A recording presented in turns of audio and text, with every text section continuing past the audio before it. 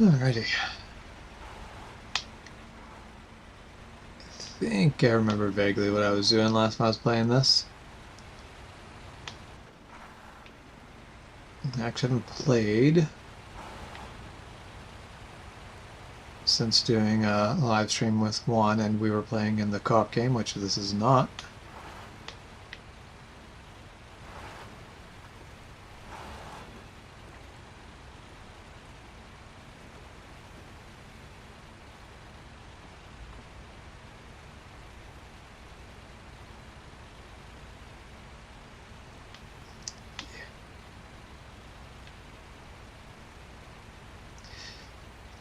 It definitely feels a little like you start to steer and it like like it, not overcorrects, but like it goes farther than I like. And this is a realistic feeling with rear wheel steer. It's still always kind of irritating. Hey, Michael, how's it going? Yeah, it's my first time actually having a webcam set up. So I'm going to keep forgetting that I'm on camera. So you're going to deal with me like bumping my nose. Right, yeah, I did that and that made my nose itchy. And of course the mustache never helps with that.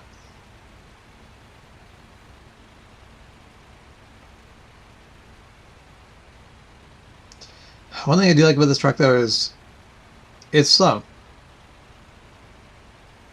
It's not... It doesn't deal with any of the like weird funky problems of highways in this game because it just never gets going fast enough. It's just slow. Never thought I'd be so excited about a truck just being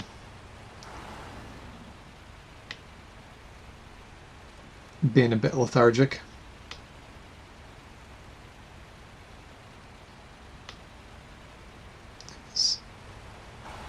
70 degrees with 7% humidity.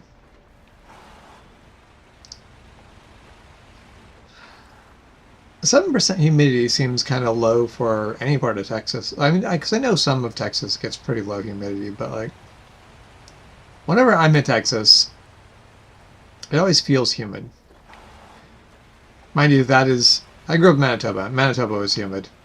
It is always so dry here.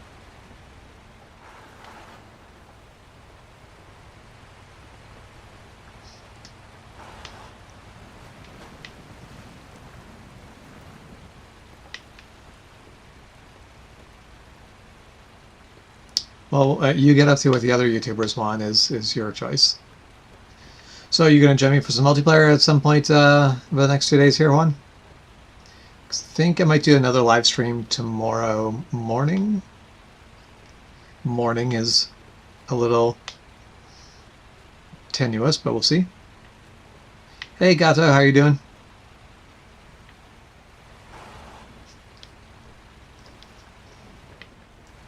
Okay, so normal humidity is 20%.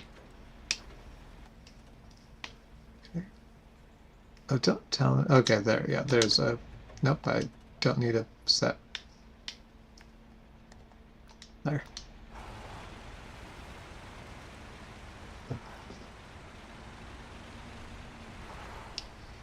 I'm going to guess that that is Spanish, and I do not speak Spanish. I suppose it doesn't really matter. It is not English, it is not German, and therefore I cannot read it, but I'm going to guess that that has something to do with, like, along the lines of Happy New Year. So going out of that assumption, I hope you have a fantastic New Year as well. No, not winch. Let's attach the trailer, and let's get going.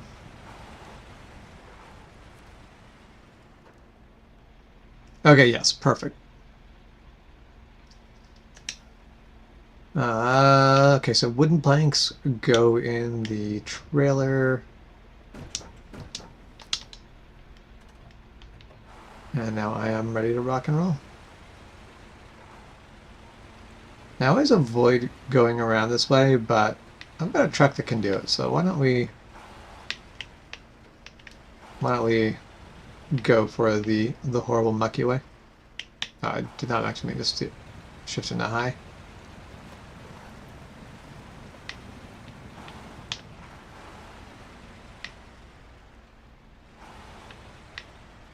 Now I actually remember why I don't go around here, and it's not that it's actually that impossible to get through anymore. That corner is tight.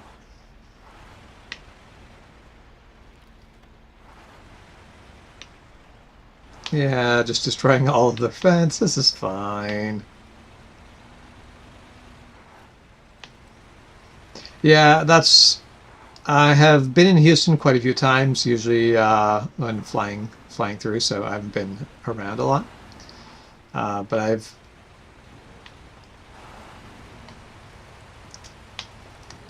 every time I've been to Houston, it's just been more humid than here. As I remember, like when I was in Arkansas, it was just so humid for me, and everyone else was like, "Oh, it's nice. It's not super humid." And I'm like, "What? What are you talking about?" Mind you, some of the people who were so happy about it not being super humid um, were from some of the people that I was talking to. They were from Brazil, and yeah, with the Amazon and all of that, you might guess that Brazil, large parts of Brazil anyway, can be really humid. Brazil's big enough that I imagine there's probably dry parts of Brazil. I would imagine a country that big has more than one ecosystem. Like if you go down to like a country like say Belize, it's a small enough country that the only ecosystem is, are you on the ocean or are you not on the ocean? Like that's everything else you can just go, yeah, okay, I know what sort of weather you're in.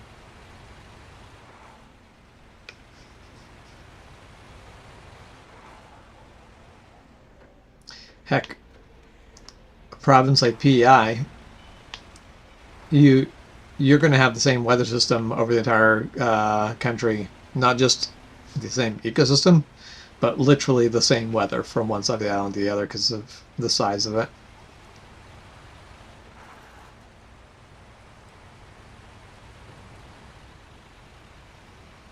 It's about the same distance we are from the ocean, but there's a mountain range between us and the ocean, so that takes most of the moisture out.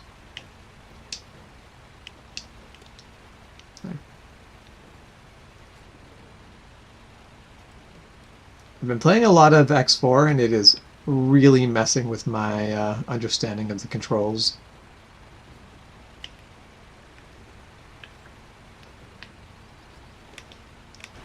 Also really wants to make me try to play in first person. I really enjoy playing in first person, but the problem is in this game, everything's behind you. And I can't use the mirrors. Like if I could VR this, I feel like first person would absolutely be the way to do it.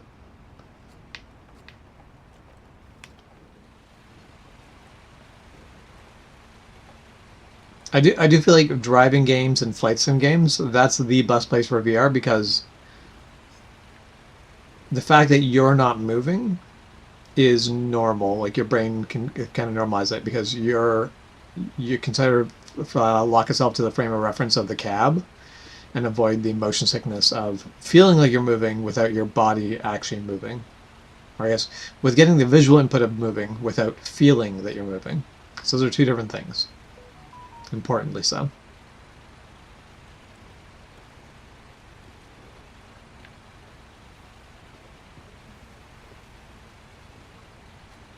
Yeah, I think I just got either got a Facebook message or a Discord message. And I'll check when I'm changing province here.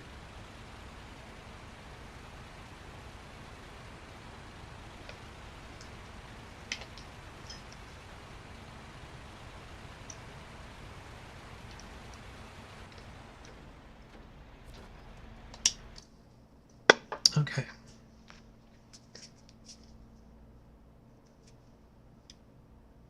Okay, so you are from Brazil, Gata? Soy.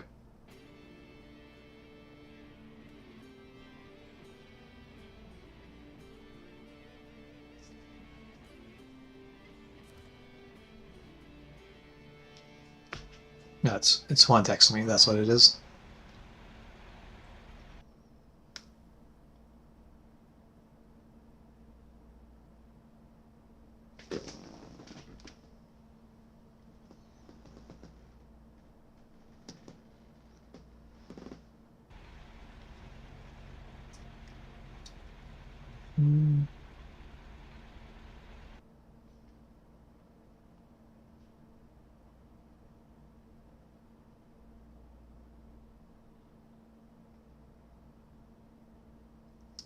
There. Making some adjustments on the vertical stream.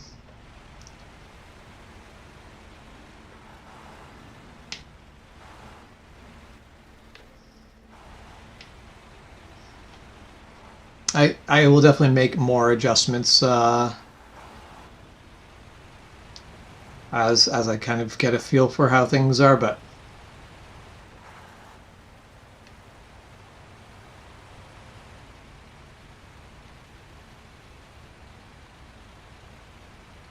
problem with vertical is that just there's not a lot of screen to work with, and for some reason, like as much as landscape is just the better way for to deal with everything, people hold their phones vertically. So that's just the way it is. We need hats for me. I mean, I can go get a hat if you want. Someone wants to do a super chat, I can go put on a hat. You have to deal with whatever hat I can find around the house, though. I'm going to be careful because I have a selection of hats that I am sure that people will be more than happy to put on.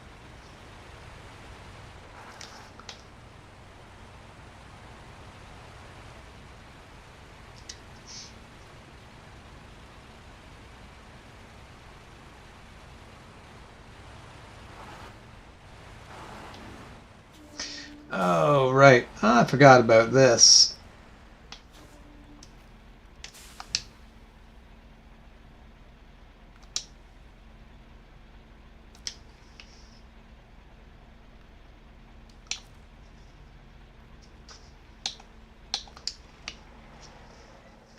All right.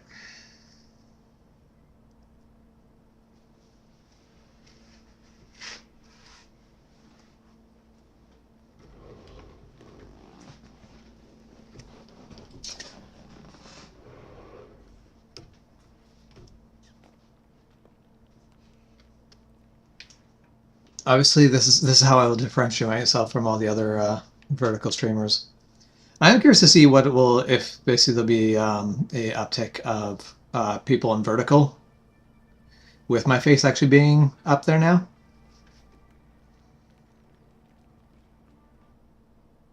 Should probably also do my face just slightly bigger in the horizontal, but okay. So to open this road, I need spare parts. Spare parts are not hard to find. However,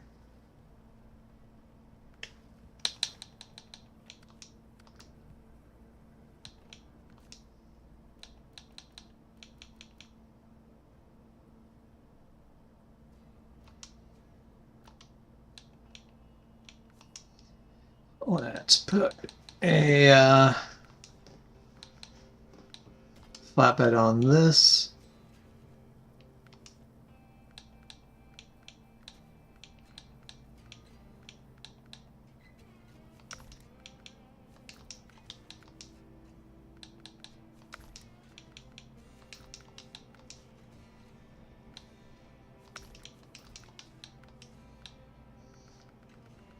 I don't know why I put the Fleet Star... Oh wait, hold on. I know why I put the Fleet Star back to stock, because I'm not really using the Fleet Star anymore in this game.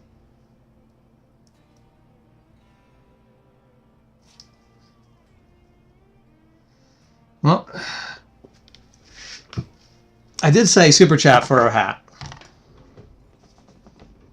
So I'm going to have to go find a hat. Let's see. I think I actually do have a hat. Yes. Unfortunately, the hat that you're really going to want to see is not in the house at the moment, so you don't get that. It's getting warm. I'm going to actually... I'll strip for the camera here. There. So this is a landsnake hat. This is a the sort of hat that would be worn by German mercenaries in the 1500s. Why do I have a landsnake hat? Because that is what I go and play in every time I go play with swords. And the swords I play with are mostly from that time period.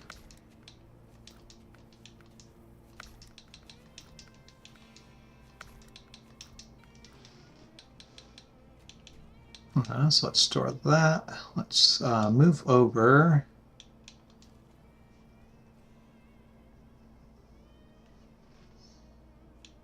I'm sure that I will have the trucks I need in here.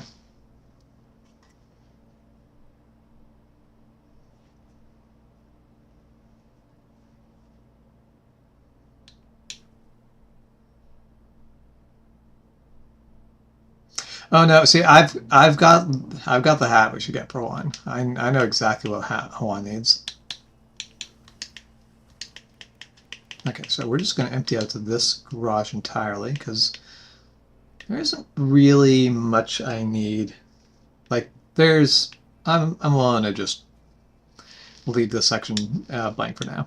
I'm going to focus on Smithville Dam for a bit. See, the hat that Juan needs is this hat, but with a bunch of feathers coming out as well. No, I have a hat that Juan would absolutely horrendously hate. And that's the goal, right? Find hats that Juan will entirely not appreciate.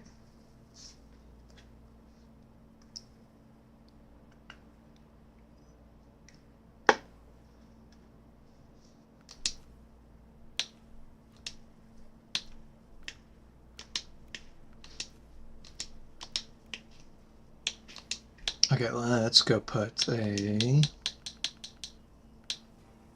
Oh. I've got to take the flatbed off of this truck.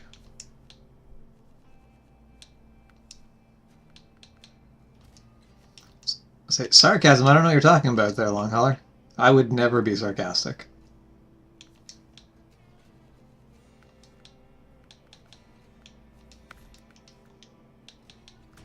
Okay.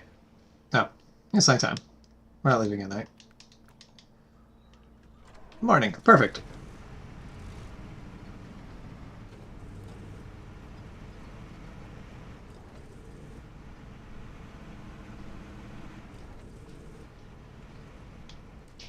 Okay, I am currently not playing multiplayer, but I can definitely fire up multiplayer if you're wanting to join.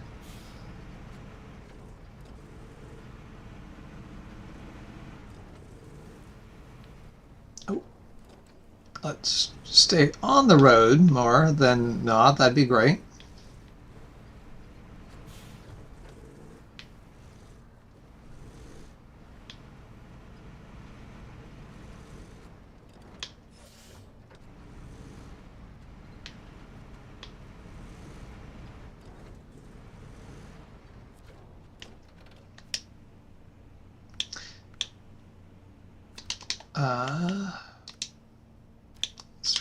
So the service spare parts is what I need.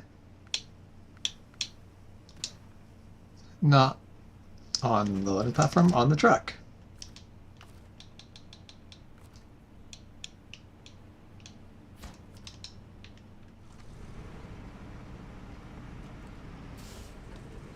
I am also not sure how long I'm going to stream for.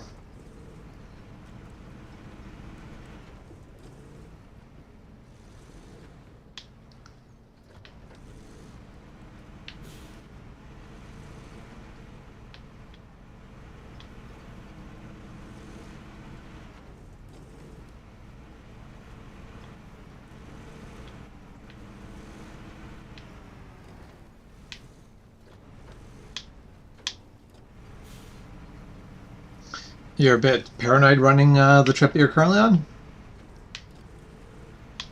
Weather, cargo, people?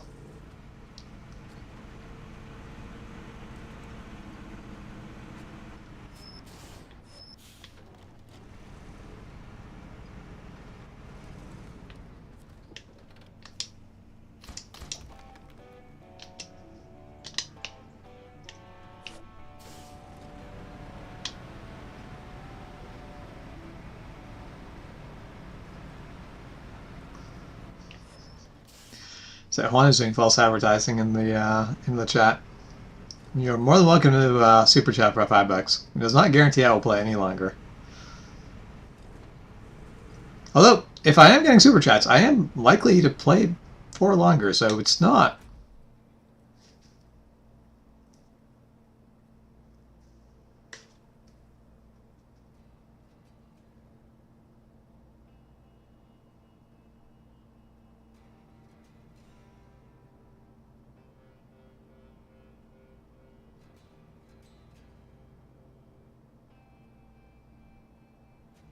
Oh, you're playing Elite Dangerous currently? I actually really enjoy Elite Dangerous. Elite Dangerous is a lot of fun. I've been playing a lot of X4 recently, and I want Elite Dangerous, but I want to have the bigger scale of X4. Yep. Apparently, I'm neglecting the chat on the vertical. Hey, Frick. I'm hoping you're having a fantastic New Year. Apparently, Vertical's getting all of the non-North American traffic. I was going to say, like, the overseas traffic, and I'm like, I don't think South America counts as overseas. There's a very tiny little bit of land connecting it. So, it's not very connected, but it's still connected. All right.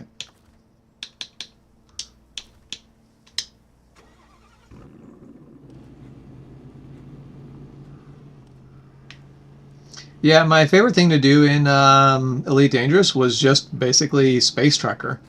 Get a and that's what I really wish you'd get into. Like, I actually really enjoy piloting the giant cargo ships in X4, where it's like these things are like several hundred meters long, and they are not easy to keep under control.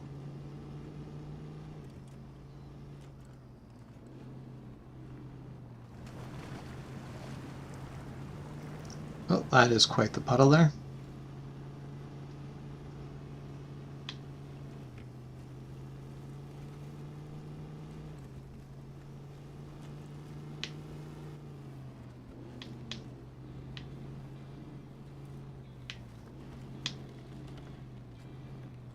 See, what I need to do is I need to set up my I need to set up a hat deal like Juan's, but do it my own way, where it's like, no, for every $1 you donate, I wear the hat for a minute.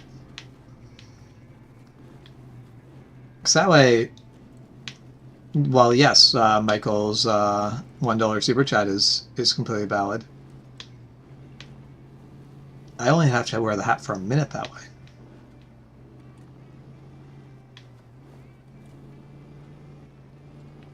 I think this right here is one of my favorite parts of SnowRunner, is the just like sort of rock crawling my way around. And that's where I do think I will probably enjoy expeditions when I do get it. Okay, so yes, there is a watchtower this way.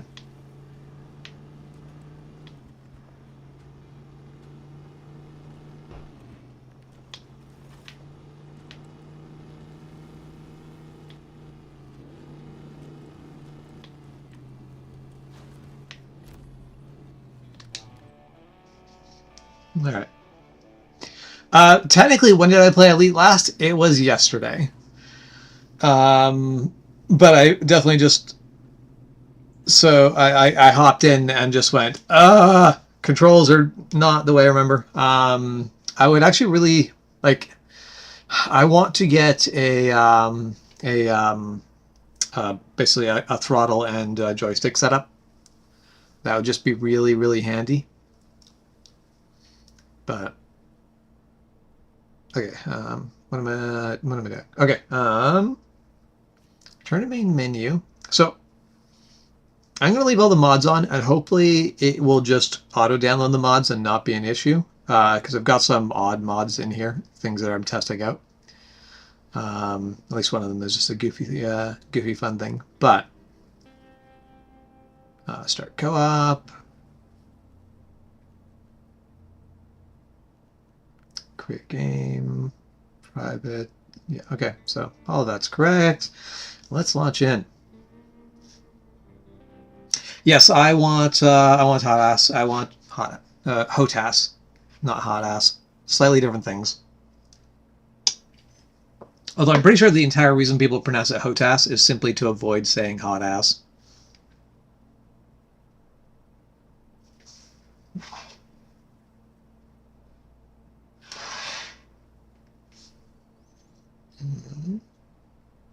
Come on, where? There's the chat.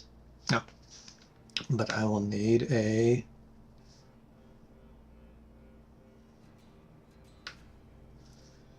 invite code.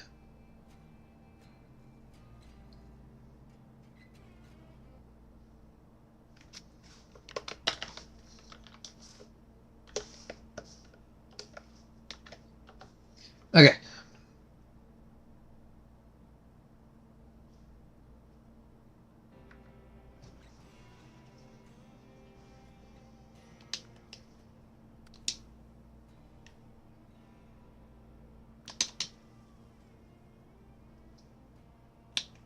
I mean, so yes, when it comes to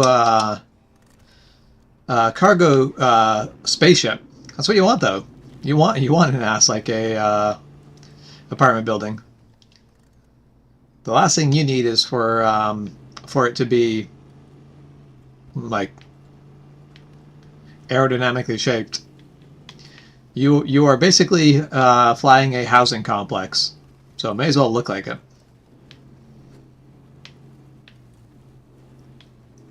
Basically, you are flying a glorified shipping container.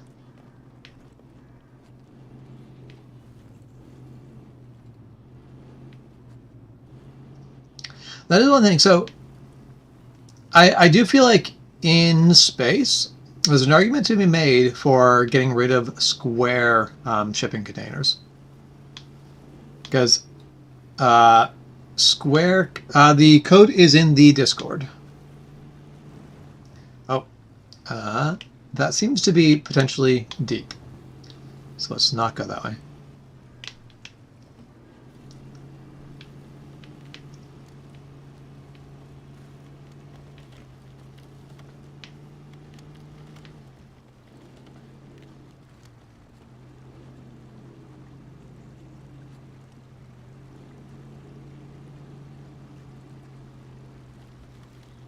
Okay, so LongHauler, do you play a lot of Elite Dangerous?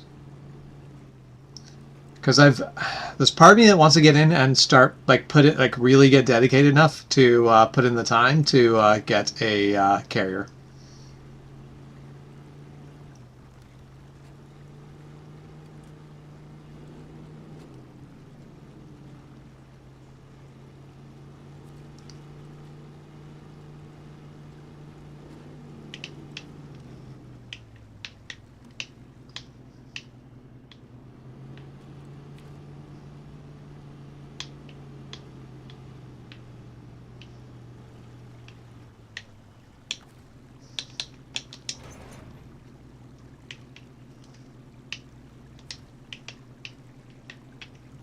All right.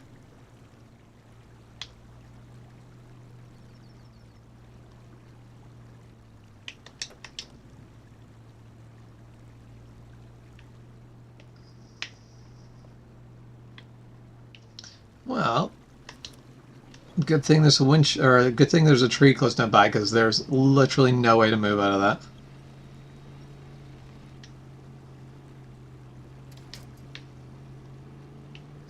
Entire frame was just like completely stuck down in the mud. You made me kind of curious how many hours I've got in Elite Dangerous. I think I have less hours than you. It is a game. It's a game I got into, but not one that I played a ton of. So let's see. No.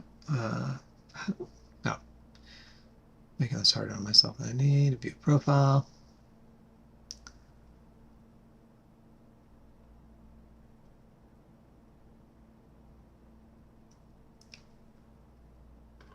Yeah, I'm just over 200 hours in. No, sorry, I am just under 200 hours in Elite Dangerous. So I really haven't put that much time into it.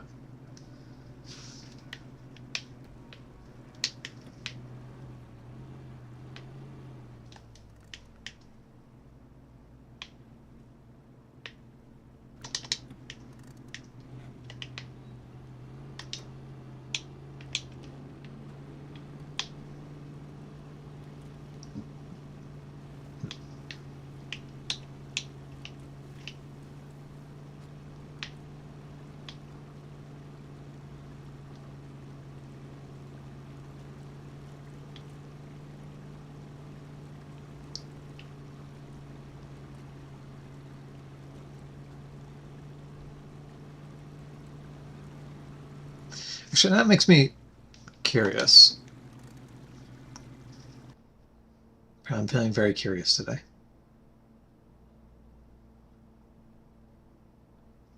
How much time have I spent playing X?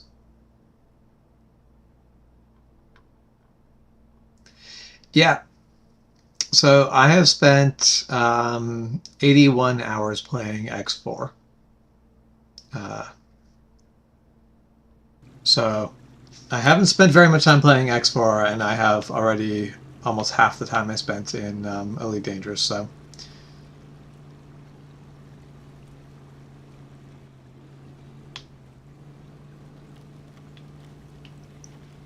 yeah, that was the whole thing of like when I left. I definitely the one thing that kept me from actually seriously considering getting a carrier was the fact that I'm like sitting there. I'm like, they require a like upkeep, and I already knew I was kind of I was busy playing other games instead, so it seemed like it was probably not worth getting a carrier to then end up sort of stopping playing the game. But if I ever get back into playing Elite Dangerous, I will. That will definitely be one of my goals. One of my other goals is going to be to map a system that no one else has ever been to. I'd like to do some exploration. Like they give you the entire galaxy to go play in, and it seems kind of silly to me to just like hang out in my own corner.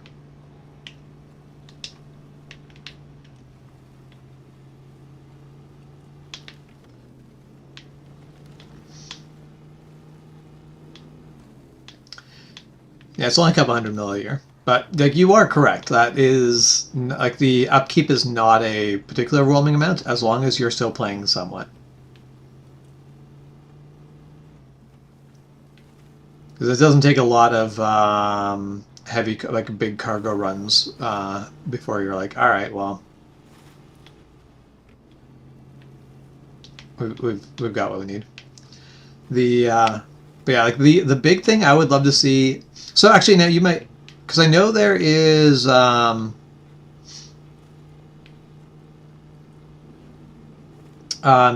they had some aircraft that had, or some spaceships that had like fighter. You could basically launch fighters from. Have they added more like that? Because I did actually really like. Didn't play with it a lot, but I did enjoy the system of. How deep is this water?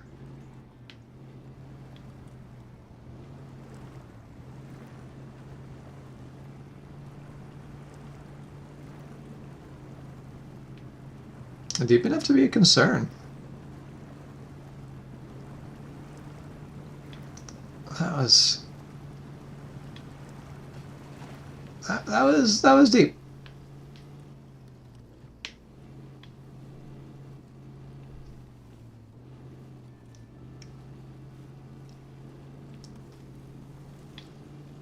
Because that's the thing I enjoy most about X4 is the fact that you can basically pilot like proper carriers. I actually bought the DLC that with the split, mostly so that I can try to earn my way towards getting their like carrier, which has 100 fighter craft bays. Where am I? I am. So, if you look at the map, Smithville Dam has barely been explored. The two things I need currently done is The logging state missions I need to go through from Black River. I am currently not doing the pipe dream missions, mostly because I want this fuel container still there.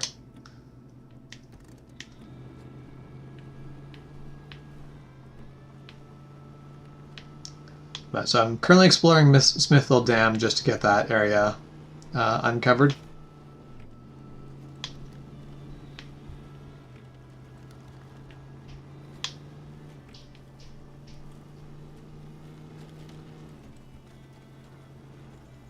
Oof. There's a lot of roll to the left there.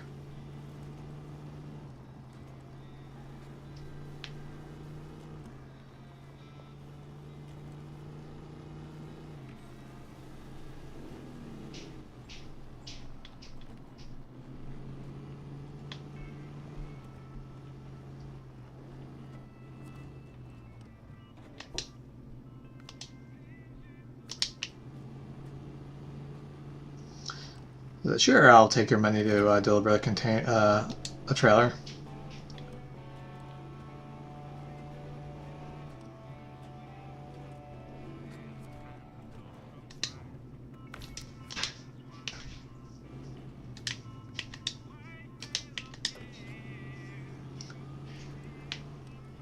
Okay. May as well head this way because I know I need to unblock more road this way.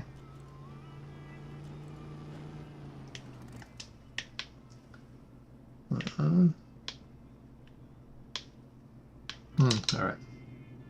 Can you show me something? Sure.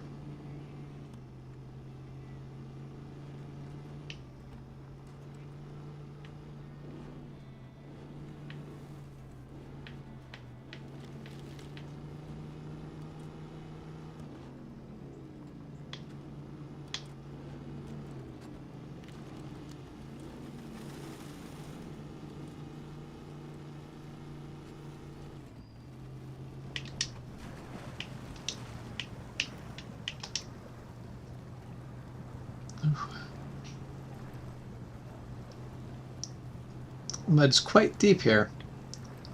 I feel like this is one of those cases of going around the thing is probably the sensible way to do this.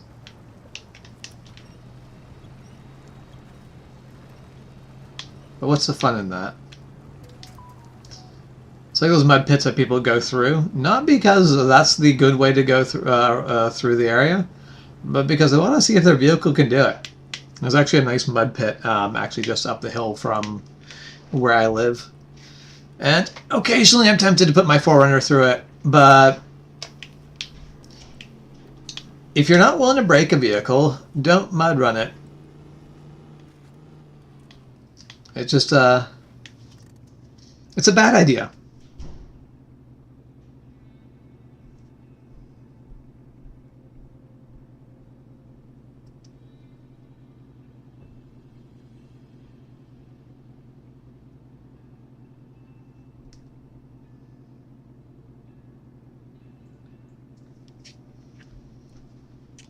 Okay.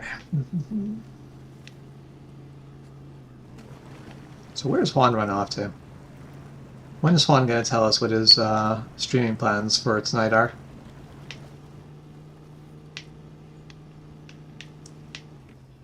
We need to be able to know we can count in the New Year's with him. Say that's pretty steep angle there. Okay. The hat is coming off. If anyone wants me to wear the hat, I'll need more super chats. I actually don't mind the hat super much. I was never a big fan of hats, but I also don't like the sun in my eyes. And the options there are sunglasses or hats. And sunglasses are not a medieval thing, so I refuse to wear sunglasses at a medieval deal.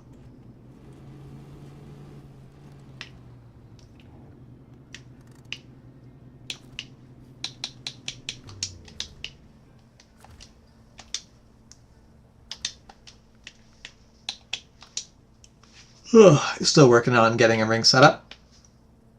Oh, so this also needs service parts. Well, let's...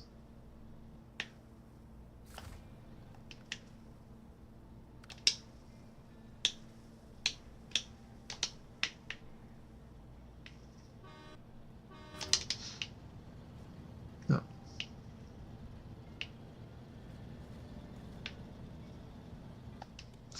Where is... I hear LongHauler, I don't... Ah! There. Now I see LongHauler.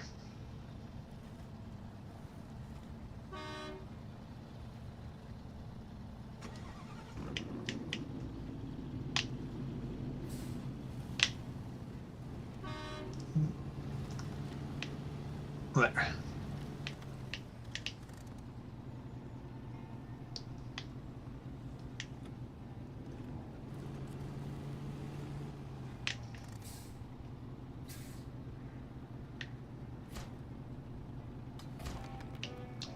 Excellent.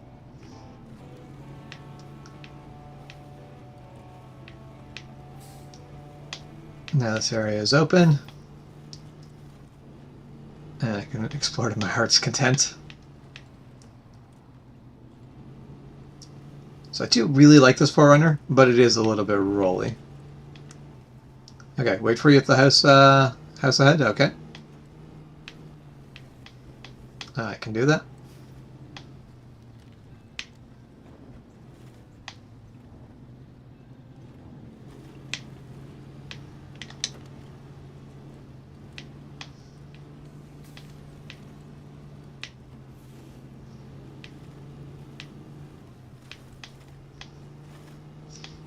I've definitely seen roads that are this bad, like with the muds and everything, where you like your vehicle it gets like completely pulled into one of the ruts.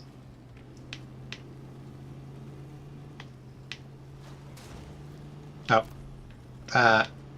that's on me. The fact that that only did 2 damage to my engine is definitely a bit of a blessing.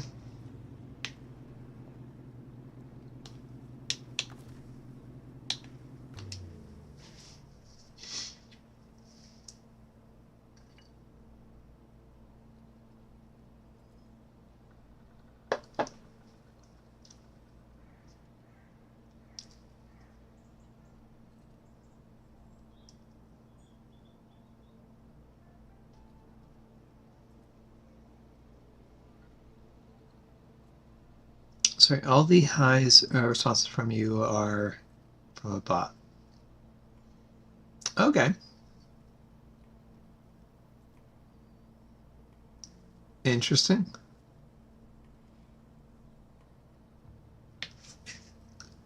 Oh, you were upside down. Okay. Let's see if we can fix this.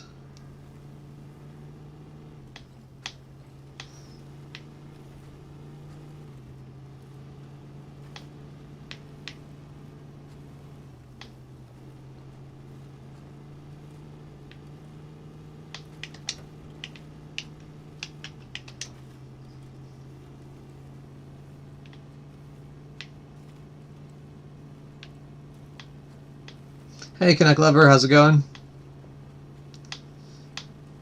Yeah, probably.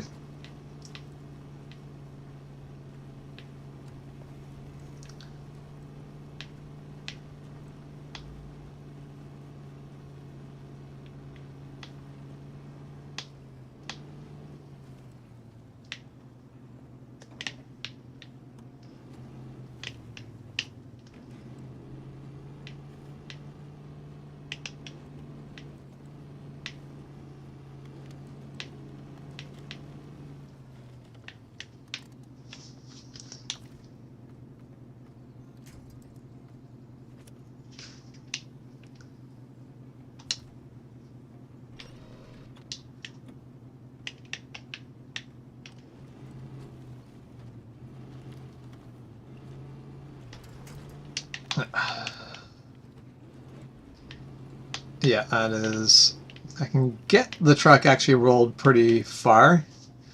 Unsurprisingly, the line snaps.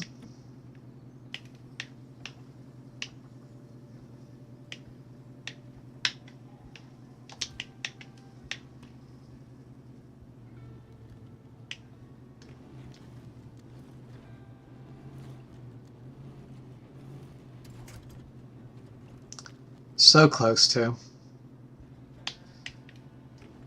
Okay. So it's not like the weight of the vehicle is actually...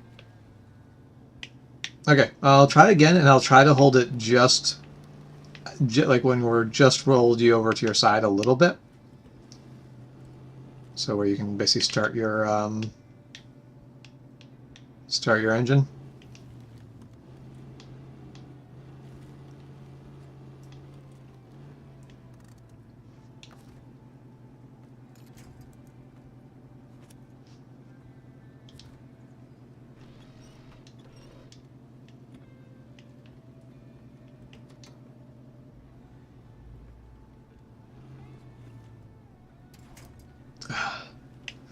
No, it's...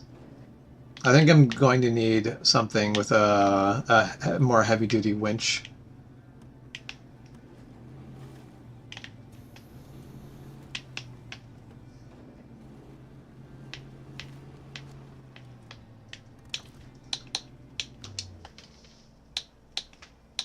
Okay, I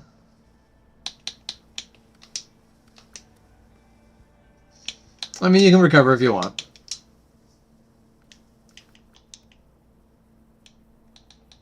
Or I can come and try to save you with the step 310.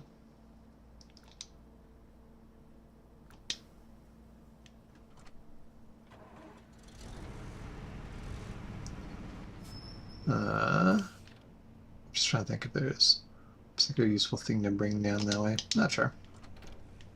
Ah, whatever.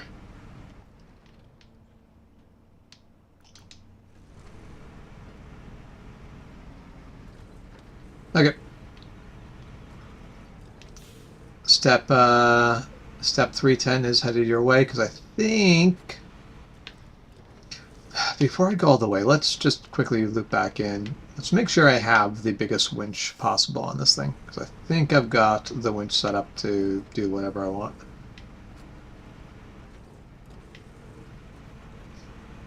Well, not whatever I want, but basically I've got the most powerful winch, and the most powerful winch is actually pretty... Oh no, I just have the regular winch. Let's install the better winch. Well, that was worth it. Alright, best winch installed, and off we go.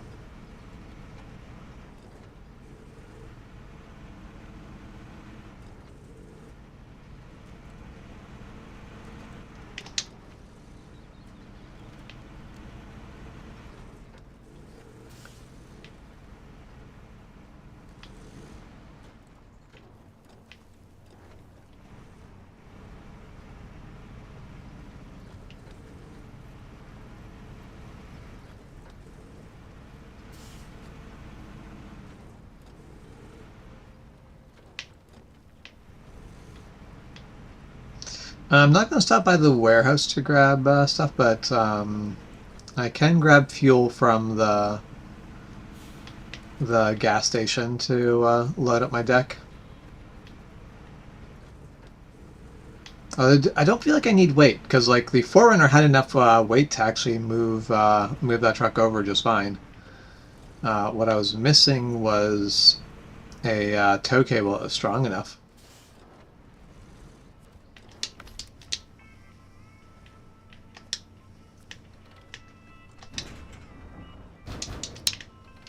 But there we have it. Back is all loaded with fuel.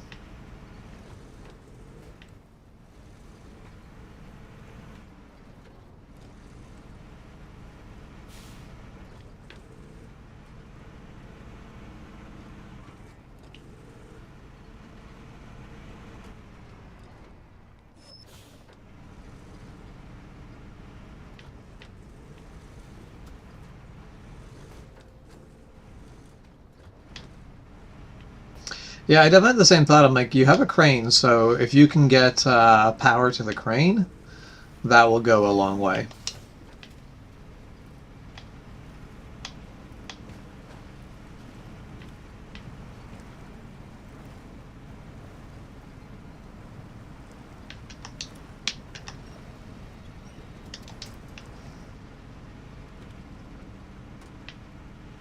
The game is SnowRunner. Not a lot of snow, but yeah, this is the sequel to Mud Runner, and ooh, I don't have a snorkel on this thing, do I? I do not. That is the thing I should install.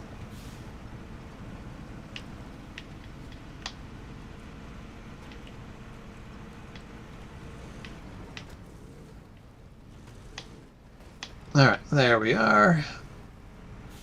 Now, can I just sneak up this way, right away to start? And I'll come back up.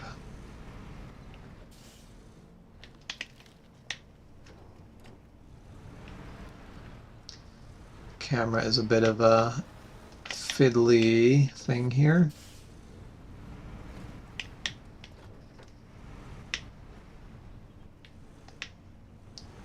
Let's be careful not roll this thing.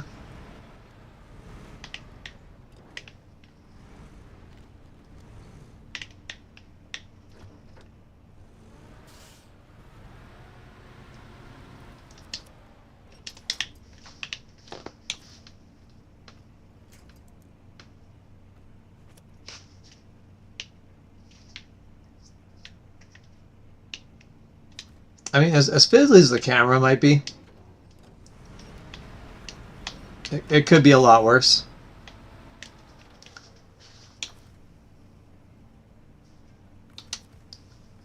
Okay.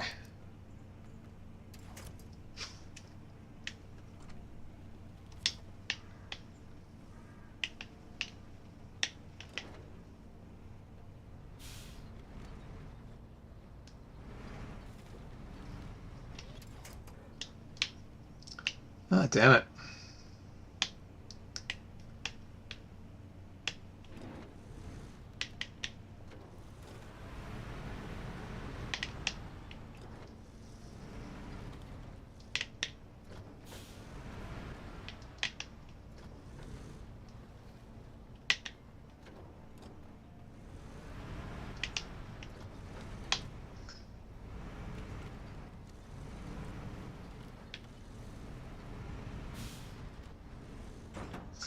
Oh, are you kidding me?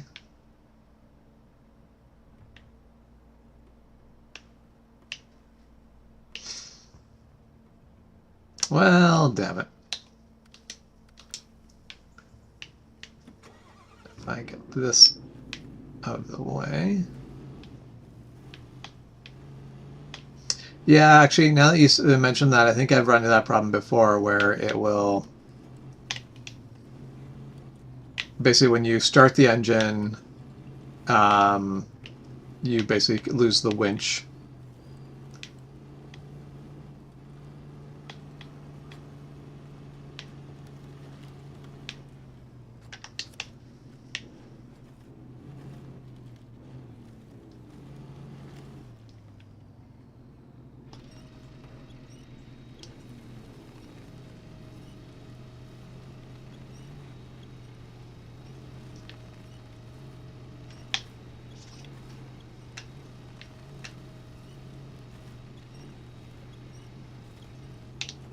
Yeah.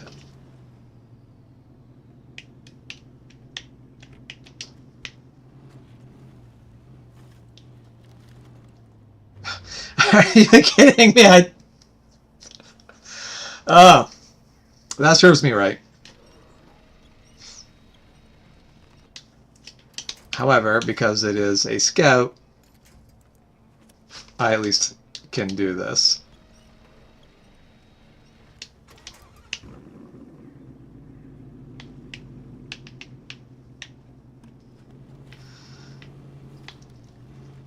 You can say I can't park there all you want, Juan. Are you going to come over here and stop me from parking there? Because if you're not, then it sounds like I can park there.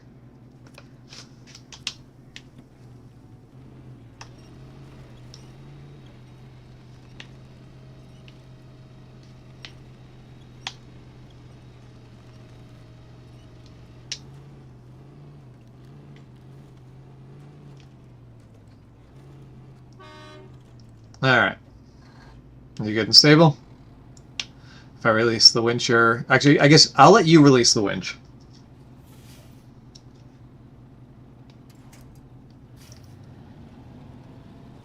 Perfect.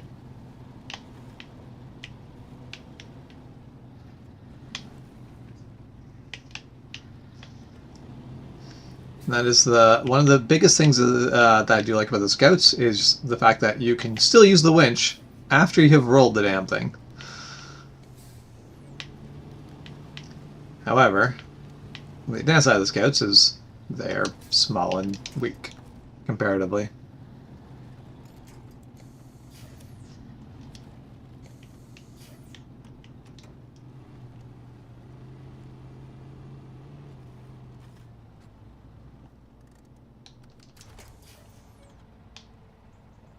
Alright.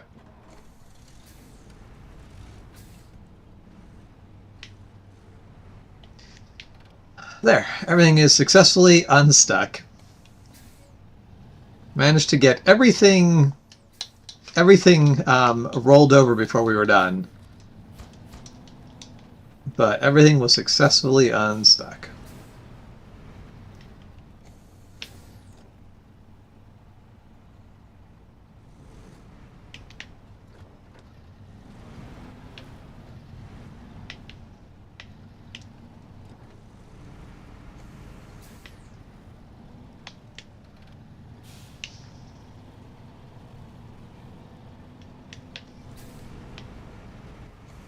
I may as well park this by the house up ahead, because while it is completely possible that I'm going to get that little Chevy truck back without getting it stuck, more than likely it's going to need something to help assist it back on its way.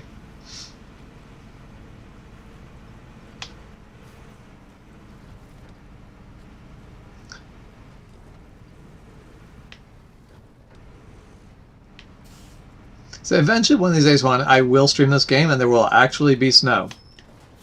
Eventually. Are you... I mean, that's entirely fair that damage is done, but, like... Engine damage, really?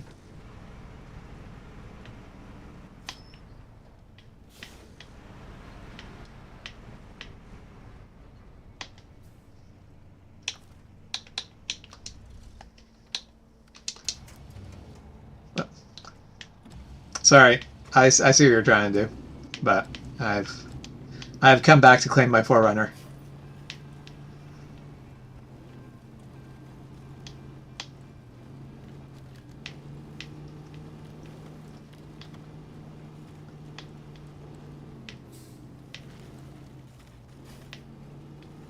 I see that, but it was faster for me to just hop back and take the Scout. Besides, I really... Oh, what did I just hit? I enjoy driving my Forerunner. There's a reason why this is like the mod. I'm like, no, I refuse to play with that.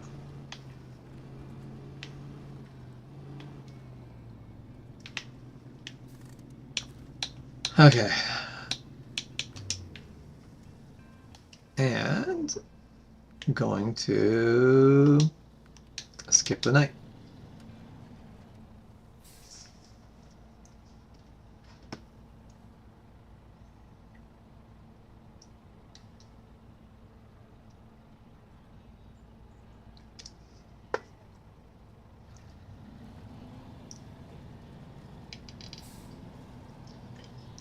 I mean, you are more than welcome to haul back the Chevy in the back of that, because driving that Chevy back is not one of my top experiences.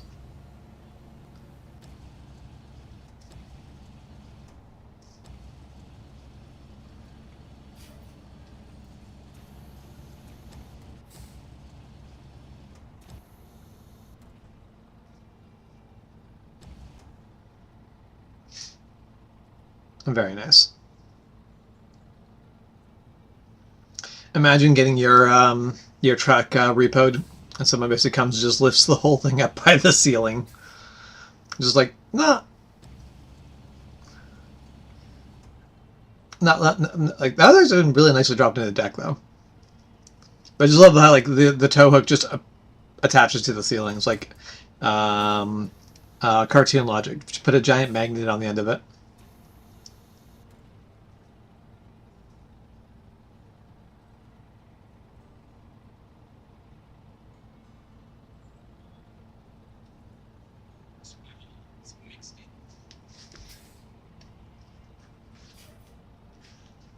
Okay.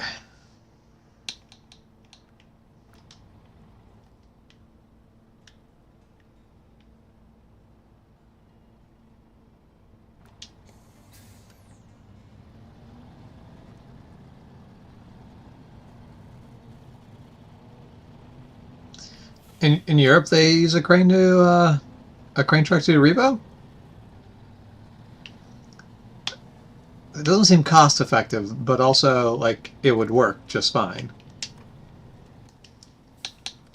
Okay. Back to the original mission that I started with on this.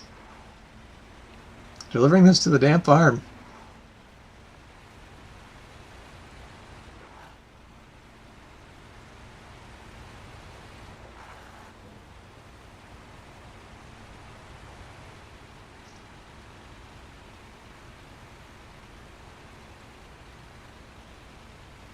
Because that's so.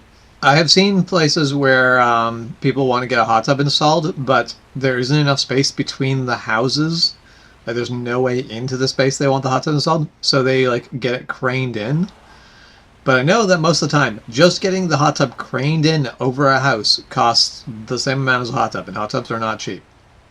So people are spending like 20 grand, 10 grand on the hot tub, 10 grand on getting it craned in. So I can't imagine getting a crane truck to repo a vehicle would be remotely cost effective.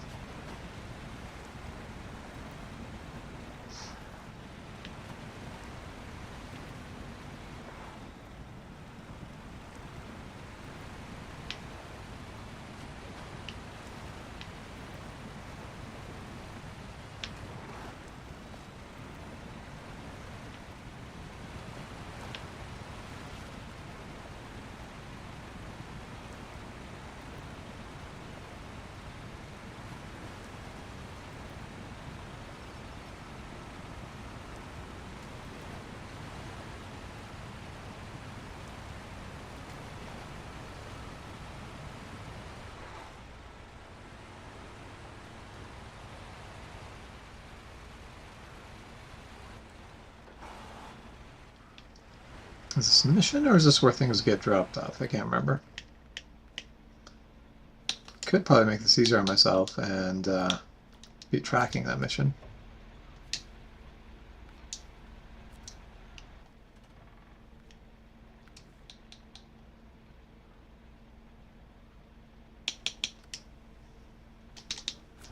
Okay, yeah. So this is slightly farther ahead. Stop before I jackknife the trailer because I don't know how to not jackknife a trailer, really. Just not an ability I have.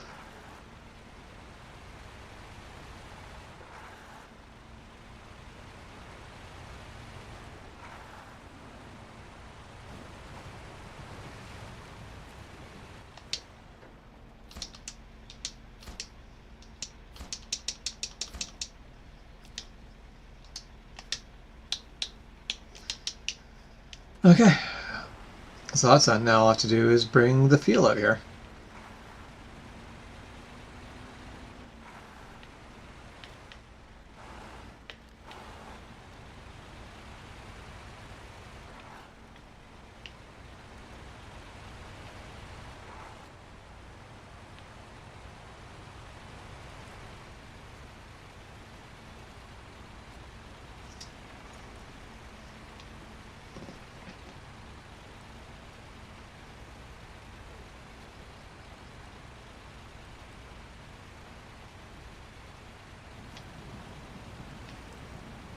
We have FS22 down to 153 mods. Makes me feel good about my 12 mods or whatever I have on this game.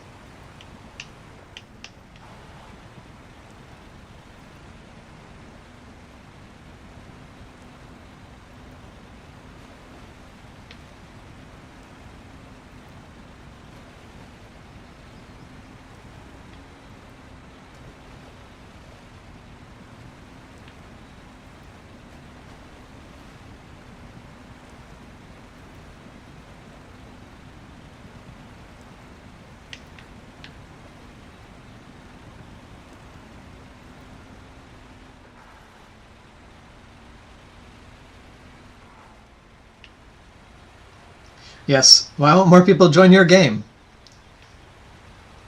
Now, um, one, how many of those mods are ones you have to go manually download that you can't just download through the mod manager? Because I feel like that's the real kicker.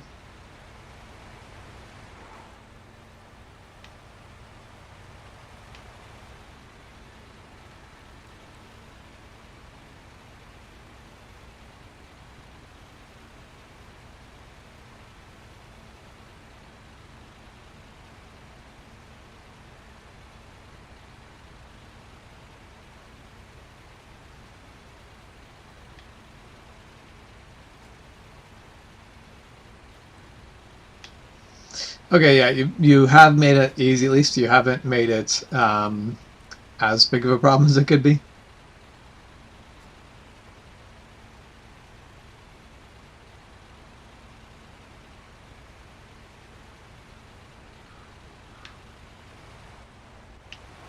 Now, in theory, I could back these trailers into those bays, and then they'd be very nicely, conveniently out of the way. I'm not doing that. That is a thing beyond my skills. So what I'm going to do instead is just pull the trailer up as close as I can and detach the trailer like so.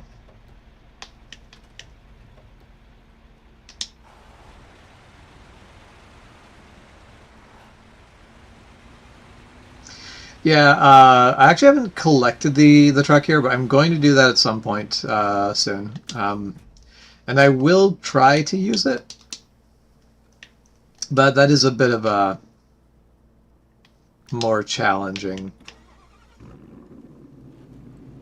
it's a bit more of a challenge.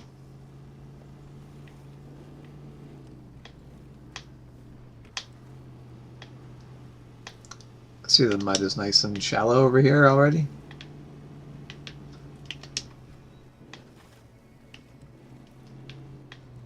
Only like 5 fucking feet deep. Okay, not actually that deep, but can I not roll? That'd be fantastic.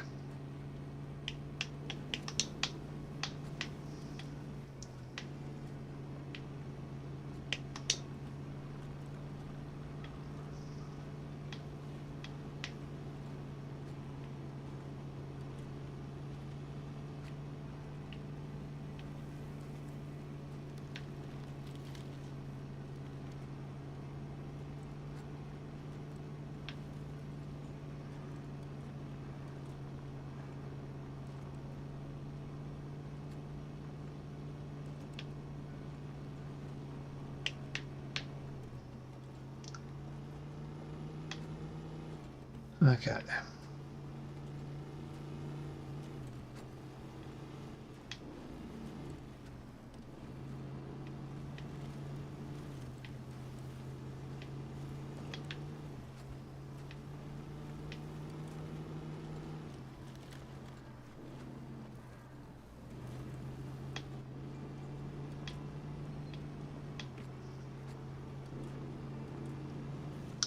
Okay, let's get the other side here.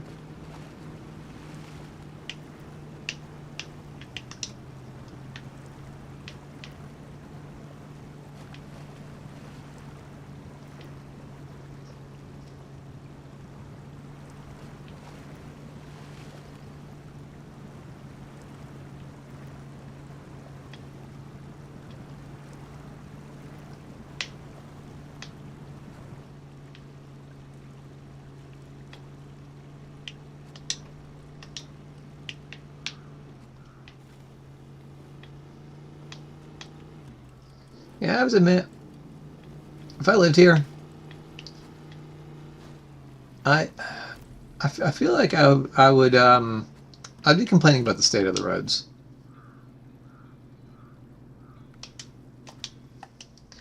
Yes, the cement bundles.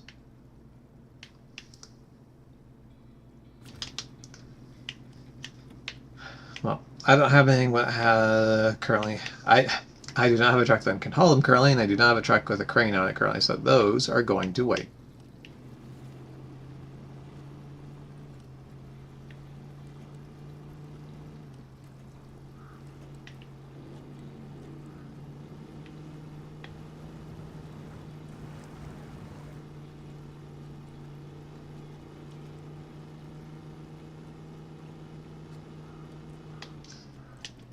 Let's try to go up directly the way over.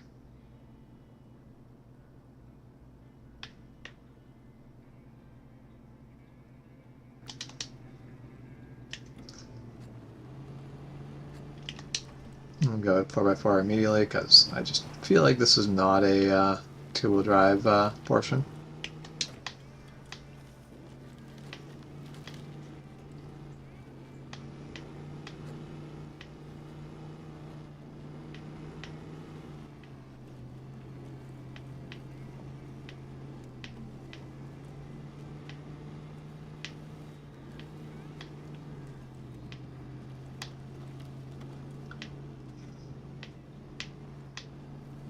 Oh. It is way too early in the day to be yawning. Yet here I am. Do I dare do this? The tower's just right up over there.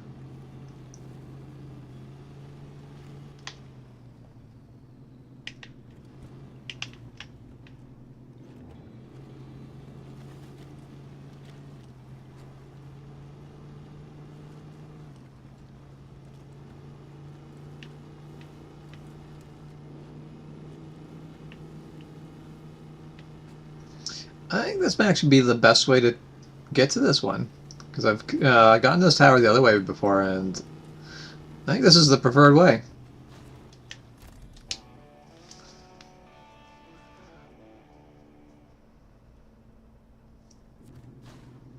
Alright.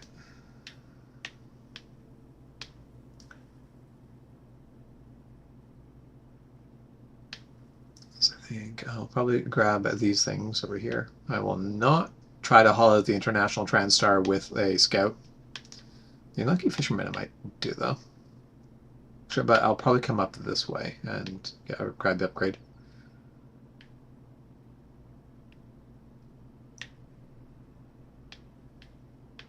Can actually go back the way I came, hit this up, and then come back up along this road, grab the upgrade, grab that tower. I see LongHauler is taking the direct route between the fuel station and the farm. Not taking no highway, not taking the long way. Well, they do say God hates a coward, so.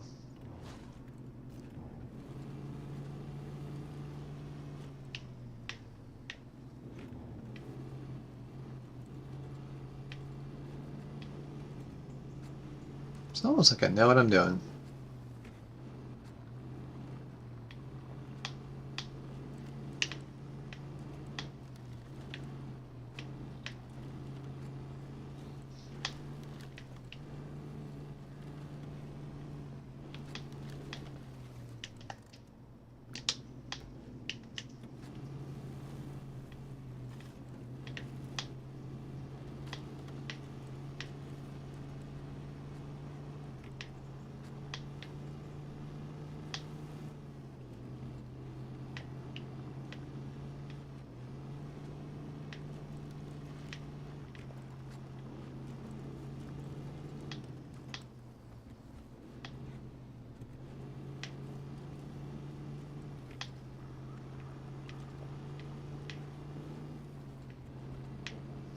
Okay, you're gonna go, yeah. If you wanted, I don't know if you still have a crane equipped or not, but if you wanted to load up the cement for the lost bags, you are more than welcome to do that, because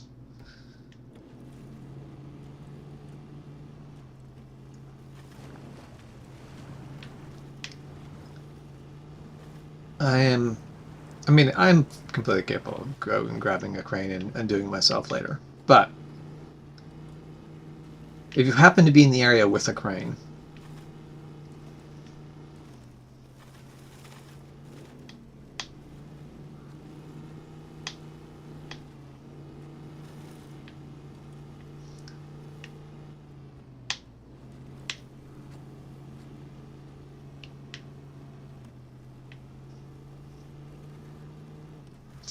The "We Will Die Like Men" just reminds me of it was a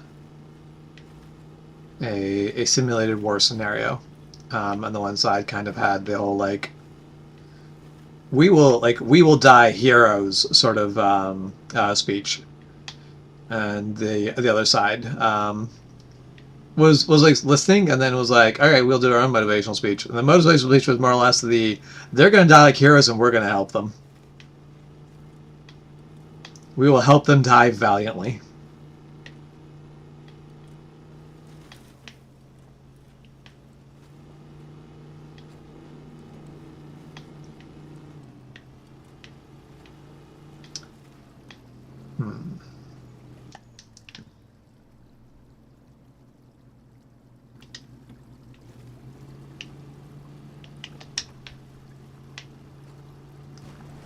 I think I see your problem. There's a river flowing through your road.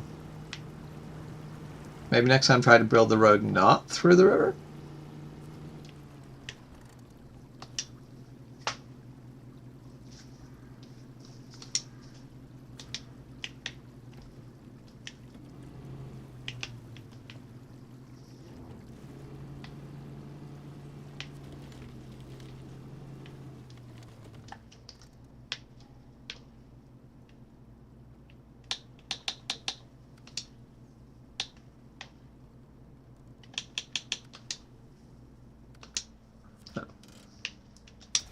Let's move this onto the garage. Yeah, so just because I don't have a reason to have two of those. Definitely gonna keep my original one though. Should have brought the step out there with a hitch.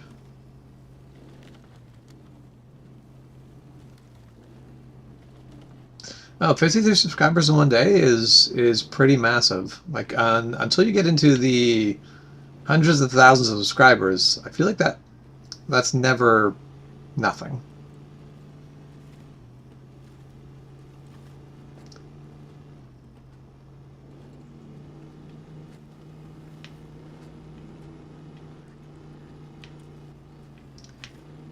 How deep could it be?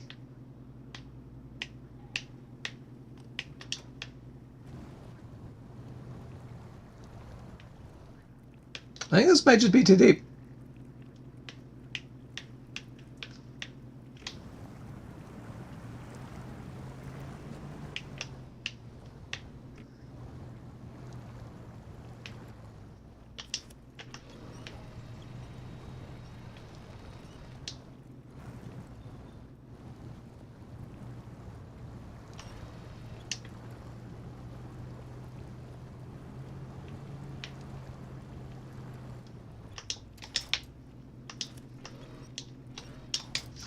Okay, let's...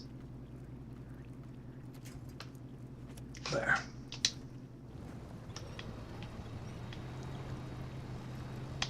See? Not too deep at all.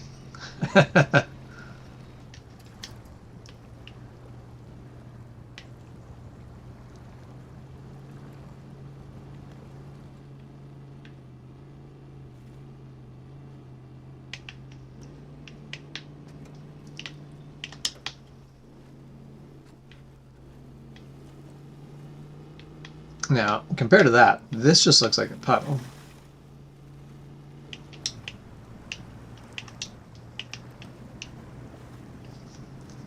I'm going to say the mud's very deep, but at least the water's not deep.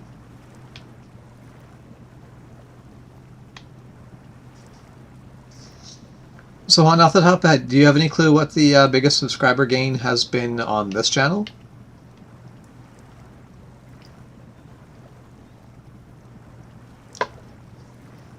Because I'm not sure if we've ever gained more than 10 people in... Not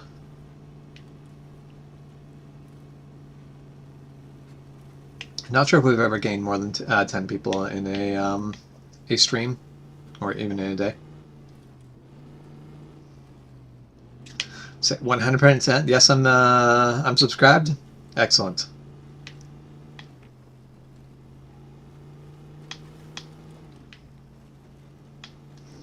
But how many... No, this poll's annoying, and I'm going to ignore it, are there? It's the real question.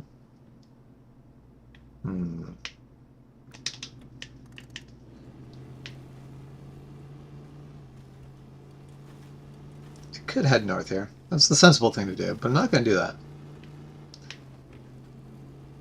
Hey, Sandstorm, how's it going?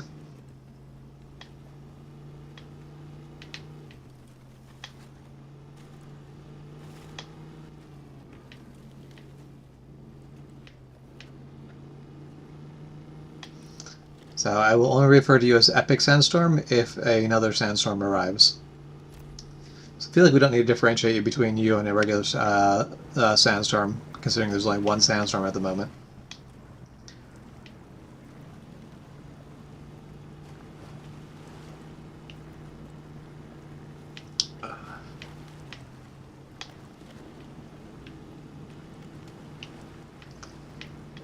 So I think I vaguely know where the road is going on this. Oh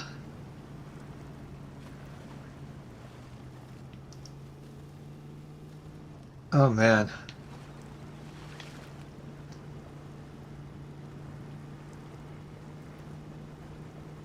If I was, I would have massive anxiety trying to do this in real life.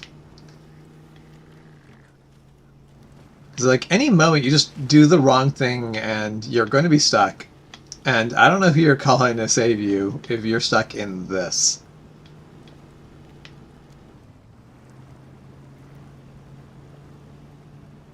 See, Matt's off-road recovery enough, but I see him. He tends to usually be in desert. I haven't seen a lot of recoveries in this sort of terrain. It's not that it'd be impossible to do. It's just they'd be messy. I think that's where you'd want to get a damn boat for the recovery.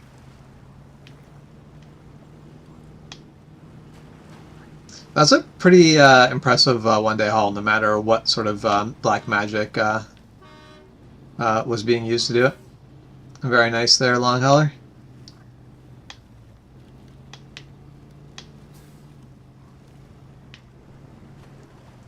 Okay, well, I may as well stop and refuel. Nope.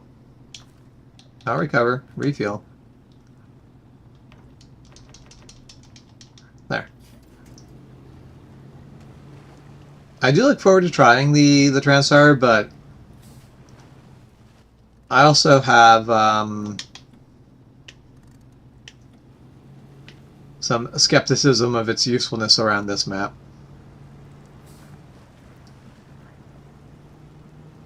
Are we really just going to get away with just driving over the water like this and nothing? Like, the land is just good here? That's wild.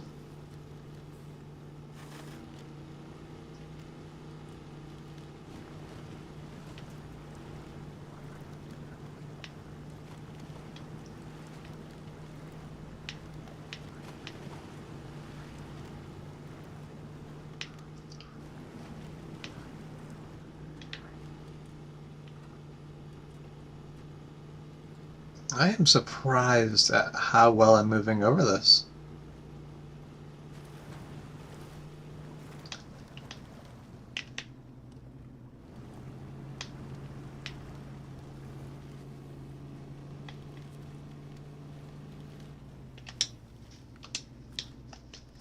Okay,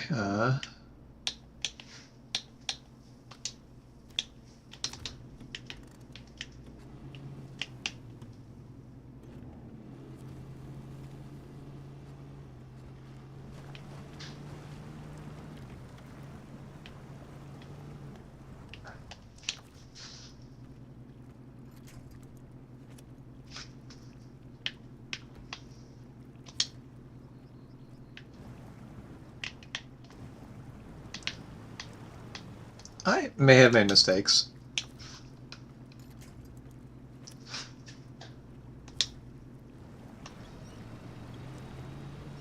The fact that I'm slowly sinking into the river as I stopped may have been a bit of a problem.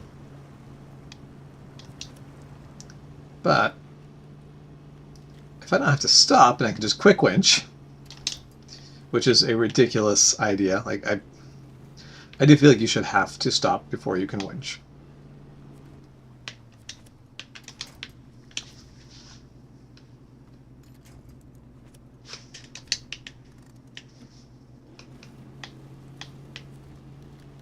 Okay.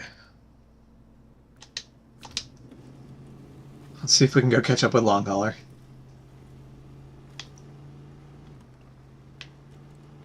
I feel like the quick part of it is going to be the part that I thought was going to be hardest, which is going to be getting down to about where we last saw LongHauler. The hard part is going to be actually following the road. So I'm pretty sure the swamp is better than the road here.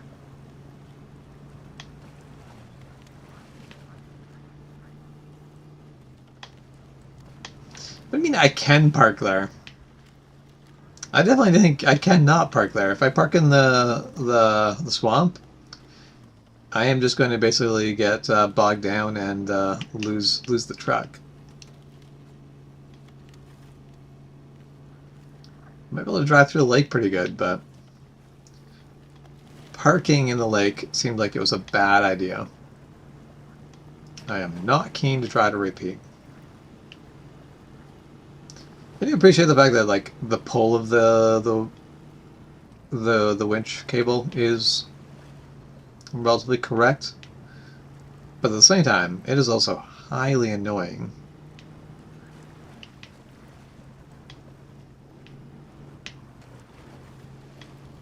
I suppose it's a lot of things. Correct, but highly annoying. Just those times where something being realistic is not... See, it being realistic is not the best. It makes everything more difficult. I'm happy it's realistic, but also, it's frustrating. Okay. And there we see LongHauler.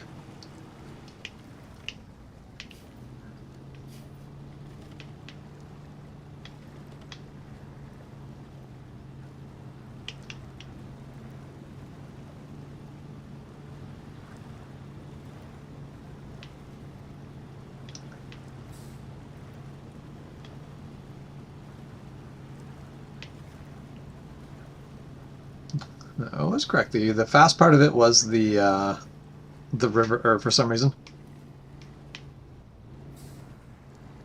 Yes, LongHauler is actually controlling that truck. LongHauler is a viewer and fellow player, not a AI or something.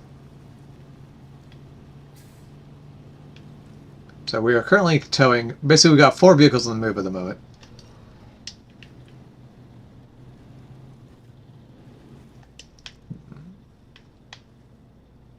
Oh wait, is that bridge fixed?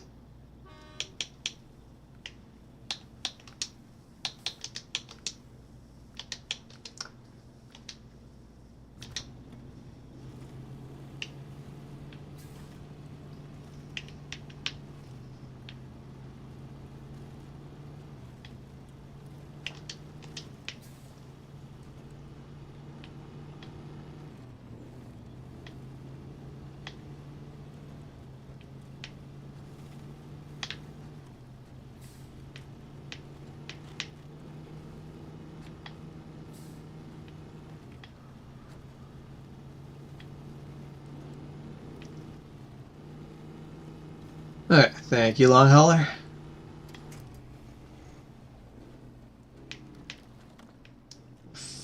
Okay, there. Excellent.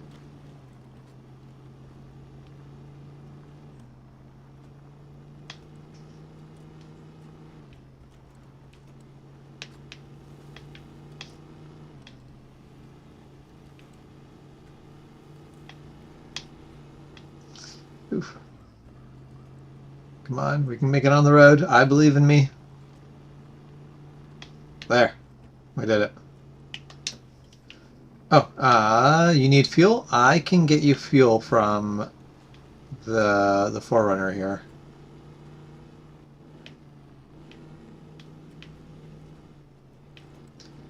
It is actually set up actually good to be a fuel delivery vehicle. Doesn't have a ton of fuel, but enough to solve a lot of short-term issues. It might mean more than 12 gallons.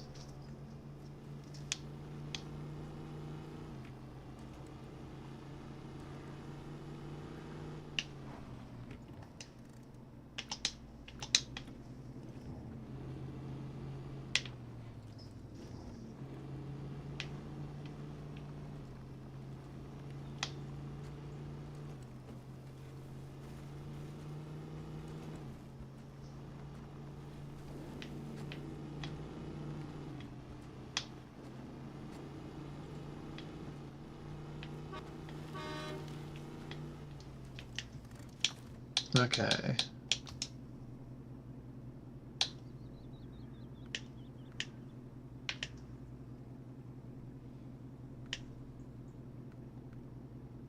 There, Fleet Star.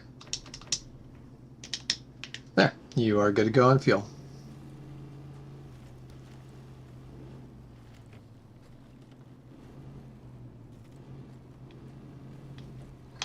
Yes, you could absolutely buy your own tankers and use the fuel tankers that you deliver around to fill them up first, as long as you leave enough fuel in the tankers to be able to finish the delivery mission.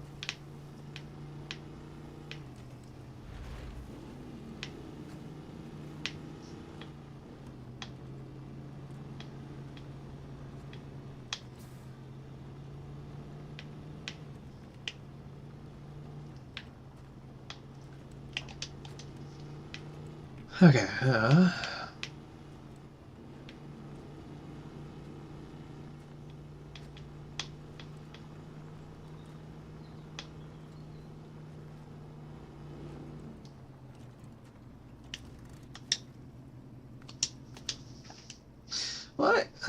Well, I get the feeling that I'm pretty sure LongHauler just went through the river. Was like detour.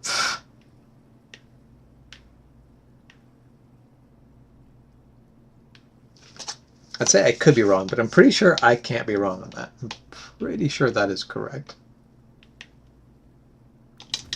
But, okay. I'm gonna head back the way I came, wave at LongHauler on our way by, and go pick up the upgrades and get that watchtower along that edge.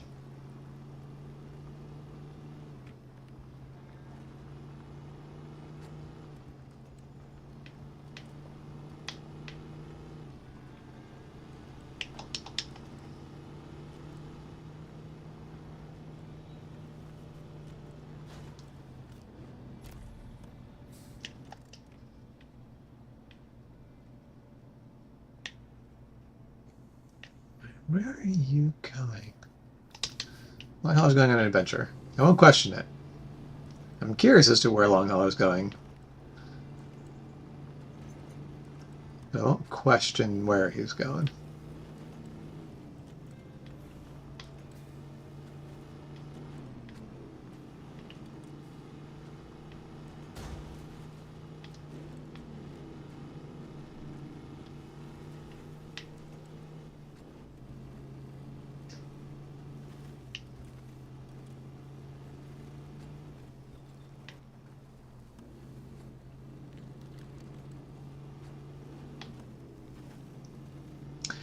Want us to be one of those rare streams where we see absolutely no subscribers?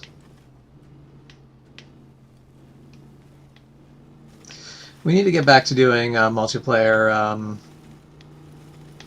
games on like Friday nights. Those were always good to get subscriber base. Actually, having more back and forth conversation was always good.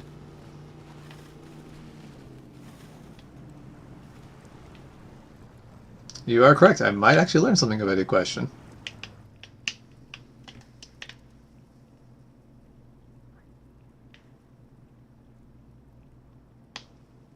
Oh, you've picked up a trailer from somewhere. Oh.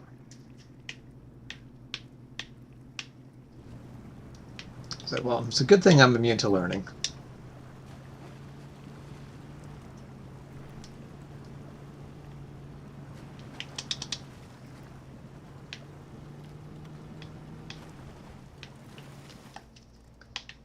Now, does that trailer have the things you need to do the bridge? It does. I had a sneaking suspicion where I'm like, as soon as I saw you had a trailer, I'm like, there's got to be a reason for the trailer. As much as LongHauler could just be off for a good old jaunt into the mountains, seemed likely like there would be a reason.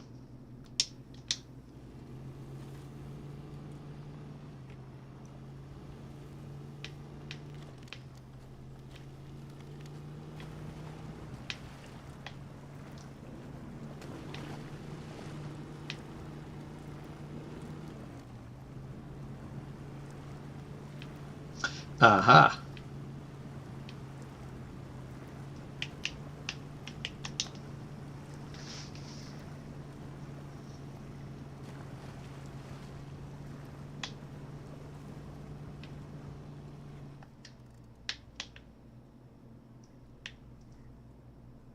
I'm going to make a dumb choice. We'll see how dumb my choice is. What happens if I skip the road?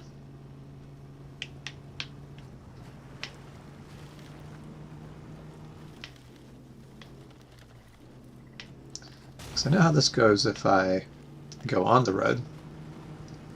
It is slow and it is grueling, but it's not the end of the world.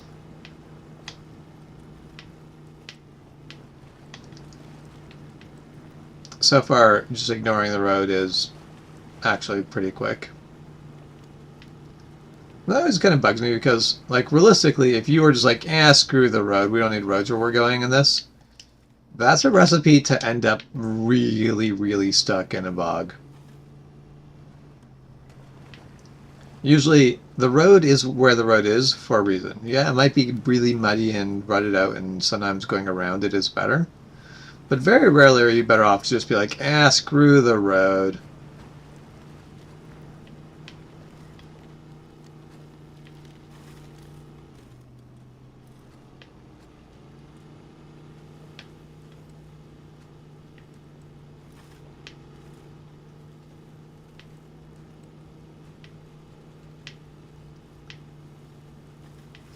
Biggest challenge with this SnowRunner is always actually just keeping it pointed in the vaguely same sense that the road is aimed.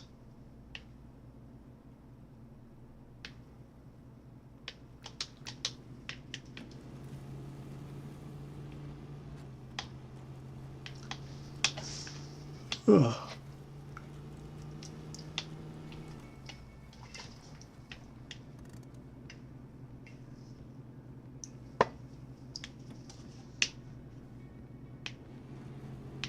Wait, sorry, how do I explain you?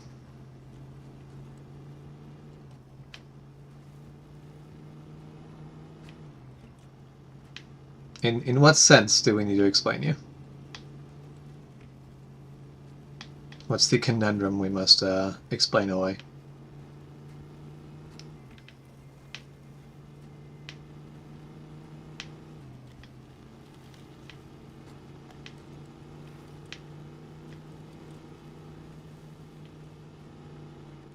I mean, you're allowed to go do whatever off-roading you want.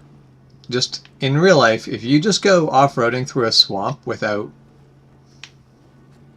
knowing where you're going, that is absolutely going to be a recipe to get massively stuck.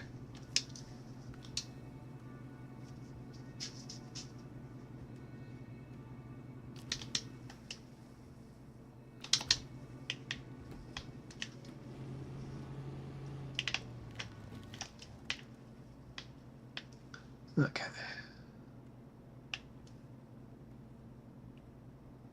I'm not sure what the best way up to that is, so we'll mark it on the road so I know when I'm coming up to it, but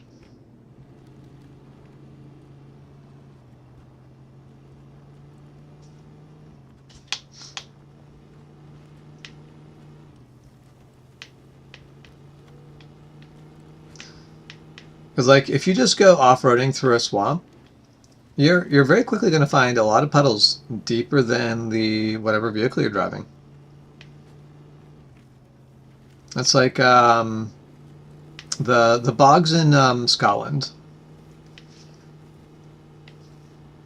They were treacherous to fight in because if you didn't know the swamp very well, an area that looked like it was perfectly safe to walk on, you could basically just drop in and end up in a bit of bog where they don't actually know how deep the bog goes because it goes farther than about 50 feet, and after 50 feet, people kind of stop trying to measure. Meanwhile, the land next to it is like nice and firm and solid walkable land, but like so you needed scouts to basically be walking through there with poles and go, oh hey, I can't touch ground. Well, I'm not familiar with Michigan swamps, so I will say nothing about Michigan swamps. But most swampland I've encountered would be incredibly treacherous to just go trailblazing through.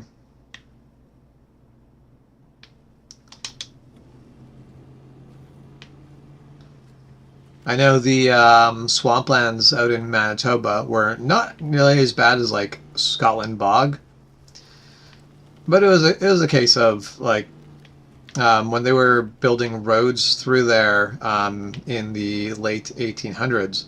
Sometimes they would basically just sort of drop logs and be like, oh, we drop enough logs, eventually they'll stop sinking into the bog and we'll be able to ride our horses over the log road of where we've just dropped logs in until we made solid ground. Basically building a bridge, except you just literally fill in the entire thing.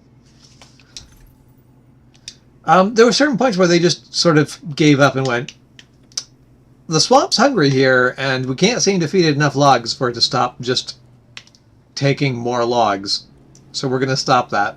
We're going to actually go around these spots because they are just deeper than we can fill. And the worst part is, like, it's swamp. You put a log there, and the log like sits at the top.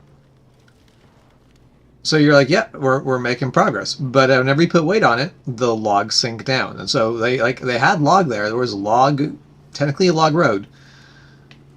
But anything heavier than a human couldn't walk across it because the logs are constantly just wanting to sink in.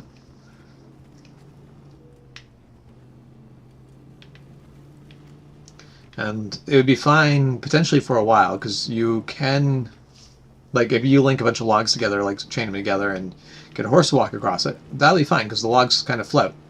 But eventually the logs get waterlogged and they sink, and now you don't have a road anymore.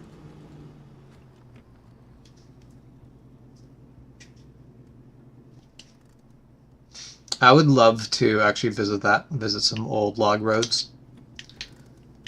I actually would love to visit a lot of the historical sites along both eastern US and eastern Canada, because that's really where the history of Canada and US happens. The countries were founded there and really well sorted out as to what they were going to be before we made it too much west from there. Don't they still make floating roads in the tundra? I actually don't know. That is not a question I have an answer to.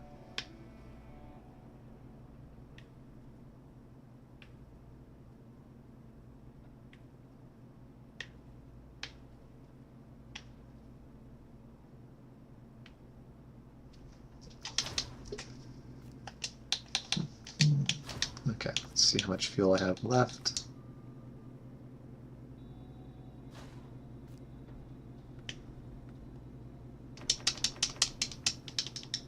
Still plenty.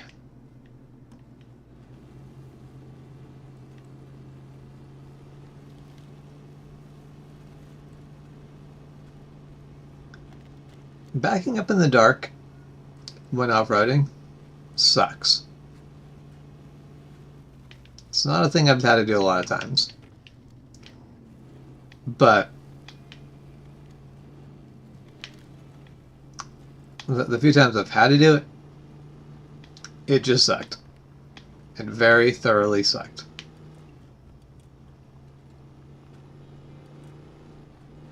Yeah, that's the thing. Basically, the top layer of logs, you cut them in half so you make a nice smooth road.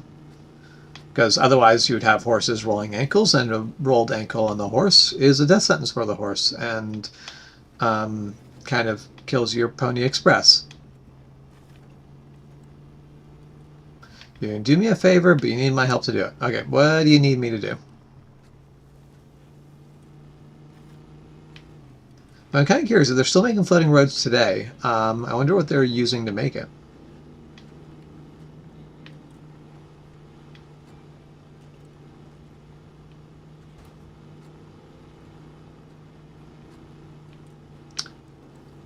$90 gallons of fuel.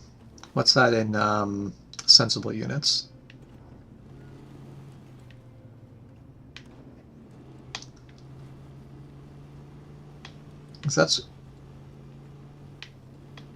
That's going to be just shy of 400 liters of fuel.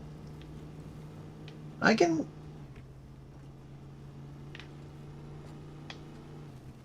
definitely get that much fuel, but that's definitely more than most of the vehicles I have.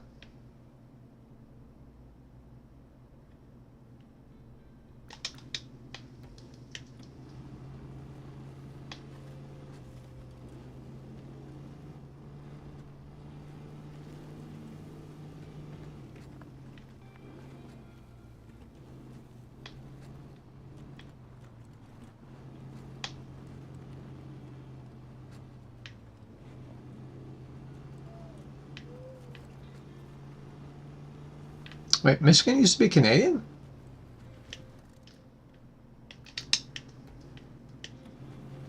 I don't remember reading about this in history at all.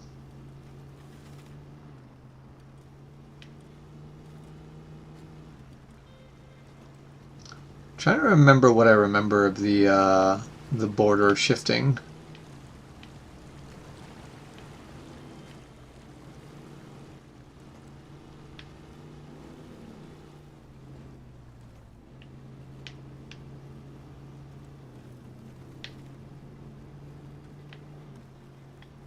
Ah, yes, that makes sense.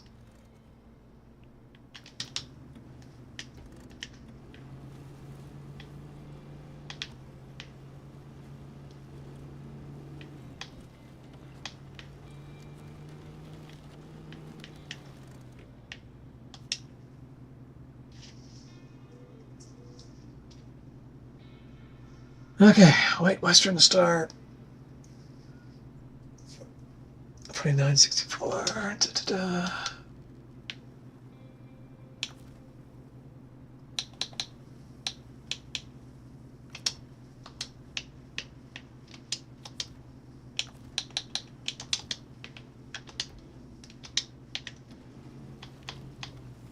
Okay, there.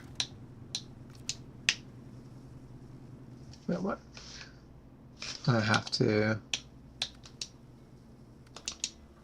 Okay, let's move that to the garage. Looks mint. She looks good. Ready to just put her on the road. Alright, well...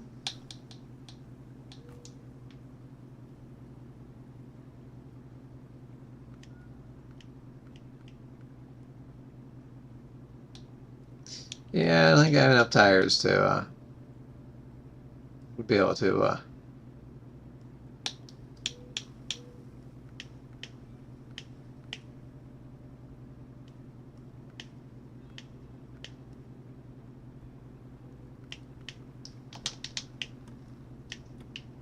Okay, well, we will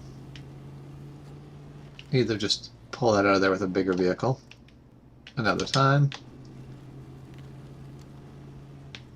or come back with actual repair body and enough tires to actually fix that. There. Headlights help.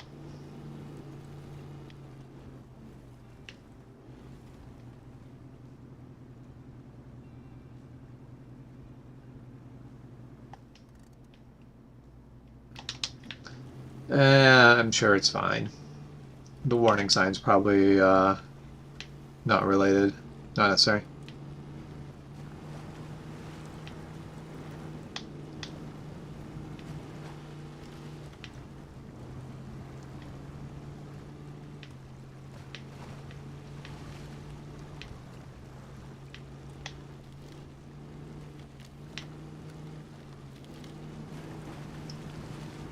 Glad I've got snorkel. I can just plunge in this and not worry too much about it.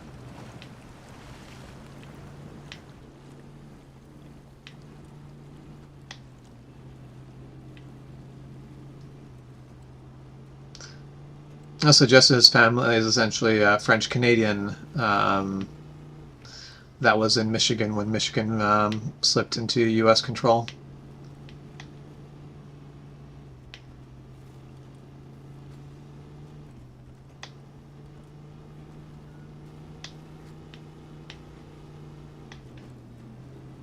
I definitely, like, I have never looked into Jez's family history at all, but I definitely had the thought where I'm like, her last name sounded kind of French.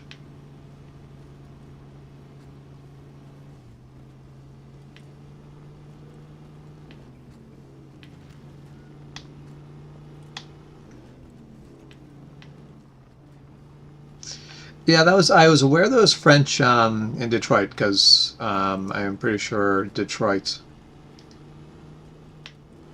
I might be wrong, but I'm pretty sure Detroit. Like almost every city that is de something is French, like Des Moines, or I'm lacking other actual useful examples, but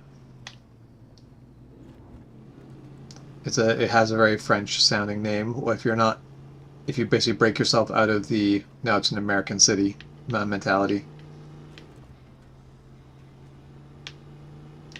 Okay, let's go get some fuel so I can resupply my fuel and everything here.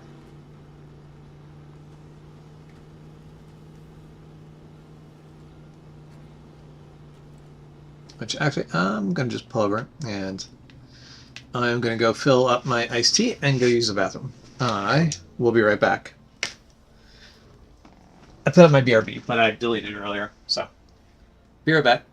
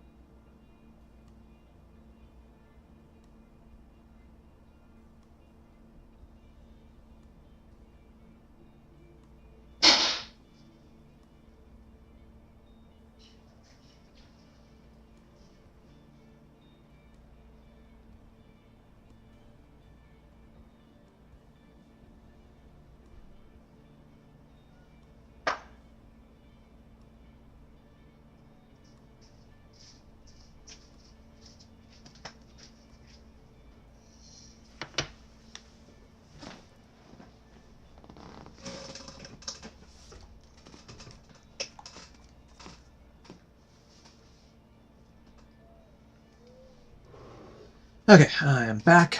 Which do I want first, the white or the other truck? Wait, what other truck? Okay, so the white is here.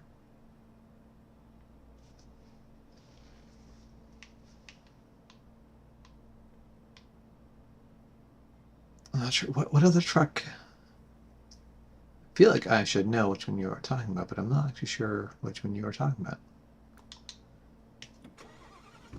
Let's.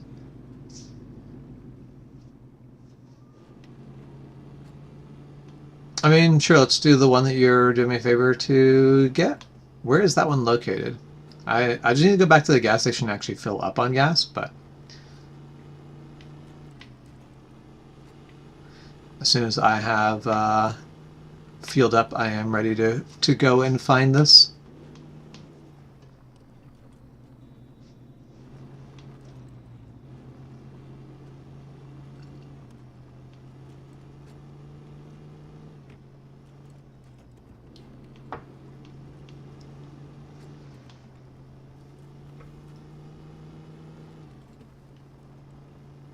That's one thing I find interesting is that basically all the area that like basically Canada and US could have easily been French versus English, but things just get so complicated that it didn't actually end up that way. Oh, okay. The island lake. Okay.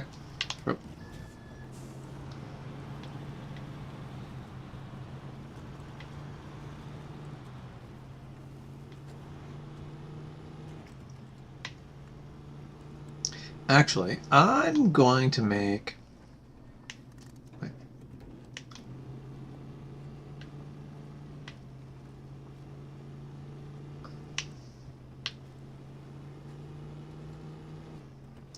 I'm going to make a little choice here. I'm going to buy myself a little scout trailer.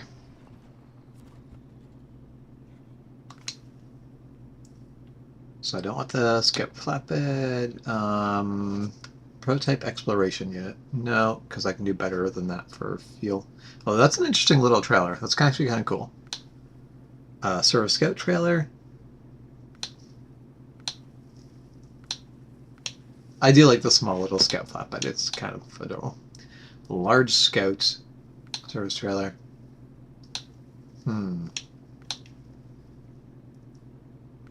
I think I'm going to go with the service scout. Just the little utility trailer. So it's as nice as the larger trailer actually would be. I feel like I'm going to give this a shot first. Okay.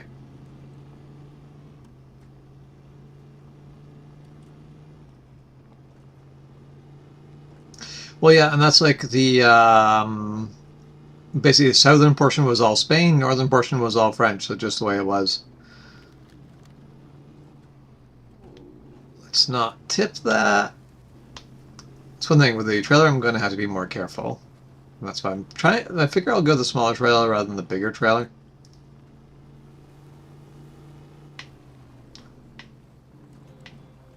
Hey, Rizzy. It's James. The third J. The J that doesn't stream as much. Although I stream a lot more now than I used to. Last year was not a big streaming year for me.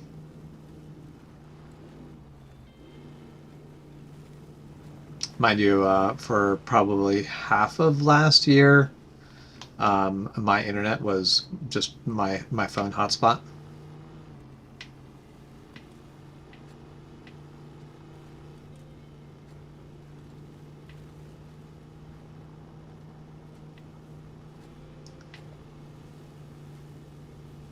I tend to stream less on the... Basically, Juan's got his established stream times. I am much busier and I can't stream as reliably.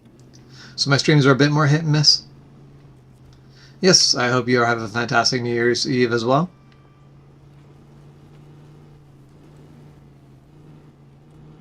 Okay, Jacob. Yeah, I remember I streamed a bunch of State of Decay. I still actually want to get back to State of Decay. It's a fantastic game. I hope you're enjoying it.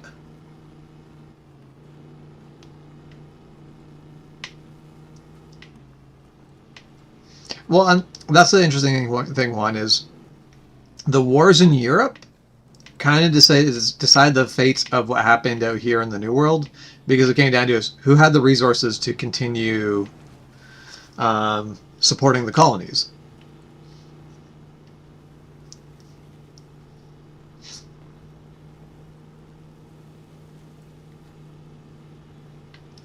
Poor Forerunner, just so beat up in that corner. Wait, am I going the... Hmm.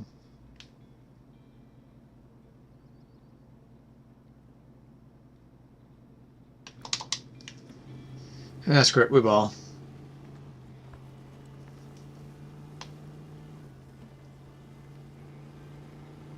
Are you the only one in 2026 right now? Well, I am certainly not in 2026 yet.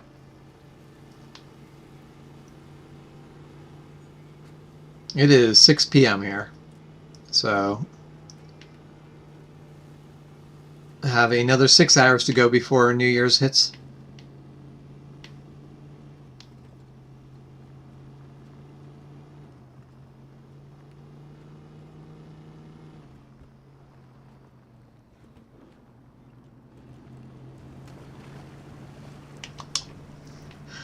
I agree with Breezy. Is 2006 better yet? I actually saw a joke that I really enjoyed. It's like, you know what? I don't need a new year. I could use a gently used year, like a 2014 would be pretty good. Um, if I could get a 2010 in like a good condition, that'd be all right.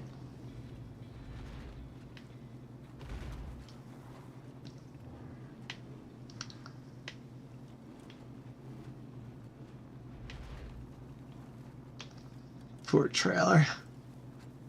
I'm glad the trailers can't take damage. It's just getting brutalized.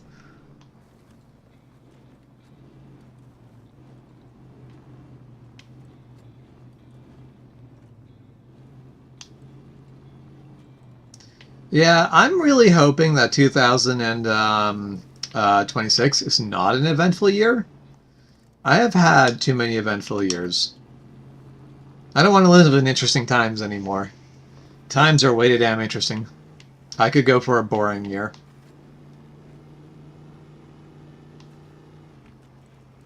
I could go for a year where it's like, holy shit, is it still 2026?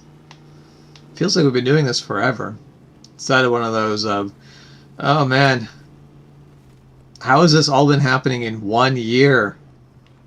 Why are we not like 3 years down yet?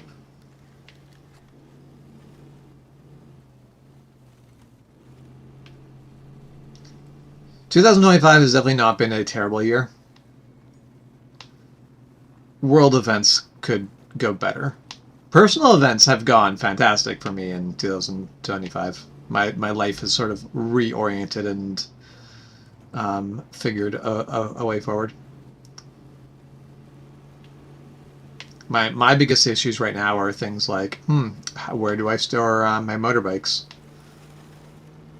Because I own 2 motorbikes and I'm trying to figure out a good long-term storage plan for them. So far, I don't really have one.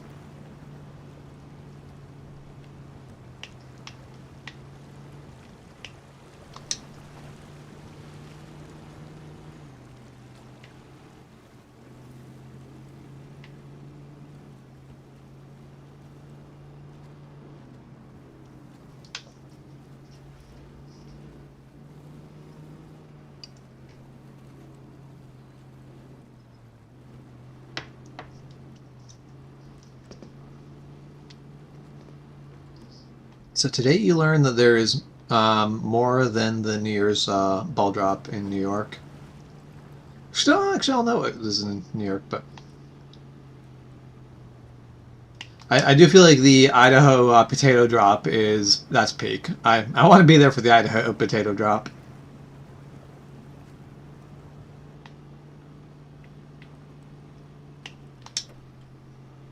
Oh, rough.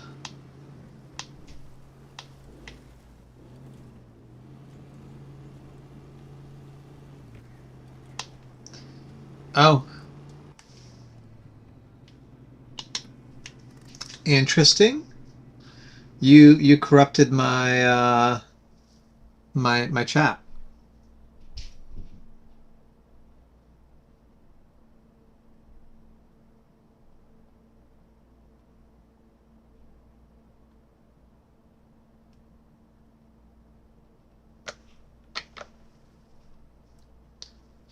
Let's see if I can fix that.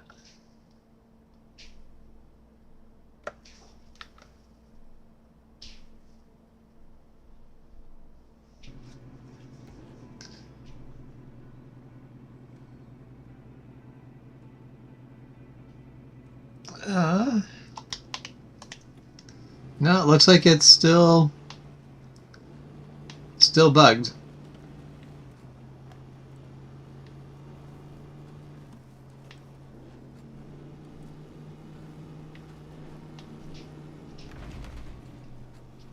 See, the cool thing about the tech world is you can move fast and break shit. The problem was when people try to apply that same philosophy to building things that people depend on for their safety every single day, like cars. Don't move fast and break shit in the car engineering world. That's a bad idea. In the racing world, sure. There's a level of risk you can take there due to the fact that you have everything else around there made safe. Yeah, that poor trailer.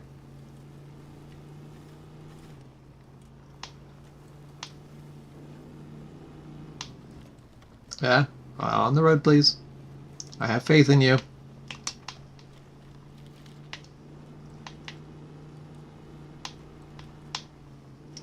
On the damn road, please.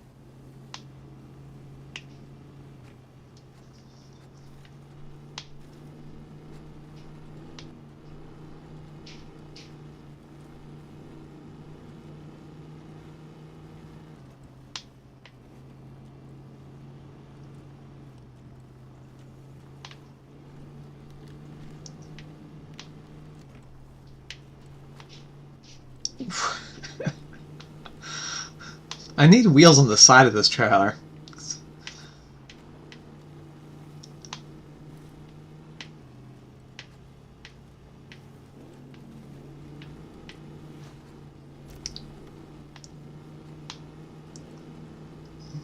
There's a road and I'm using it probably about 13% of the time.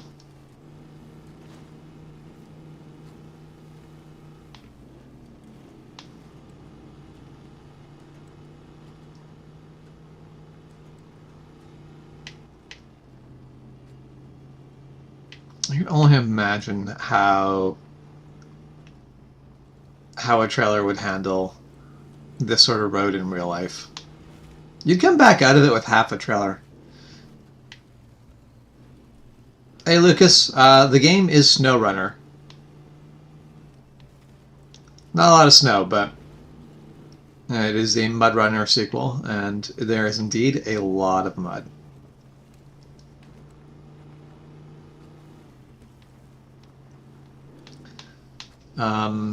Kind of makes so there's a group that basically they do this off-road rally every year in my area, and I'm very tempted to talk to them and be like, have you ever considered a trailer run? Basically, you have to make it to the other end of it, and your trailer has to be intact. And I'll like intact needs to be in quotation marks here, like the axle and the hitch need to make it to the other end. I would say, like, as long as the enough of the frame so that you got to either end and there's still wheels, we're good. Like, there's enough to sit there and be like, yep, technically a trailer. Christmas has been good this year. I didn't get stuck and then need Juan to come and save me. That was last year's Christmas.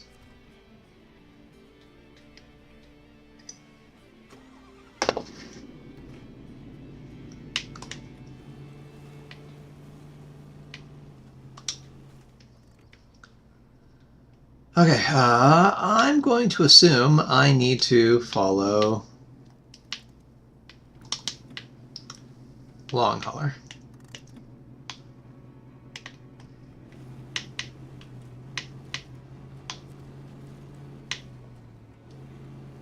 This is about how I actually back up a trailer for a runner. Not really, but...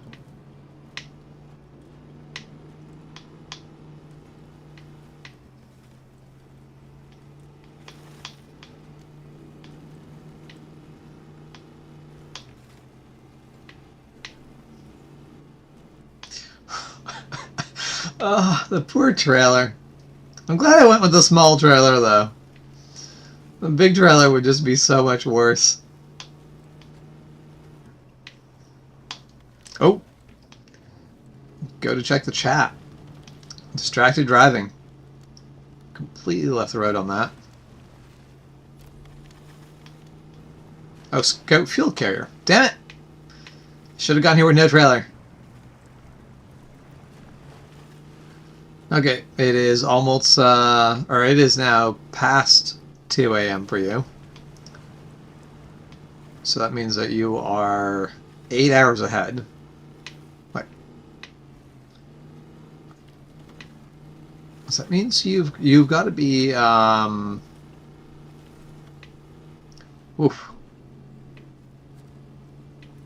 Basically like, either like England or east coast of like France or Portugal, Spain, or whatever countries in Africa line up with about that line. I don't know what the Eastern African countries are, but oh well. I hope you have a fantastic night. And I hope the new year is treating you kindly and continues to treat you kindly.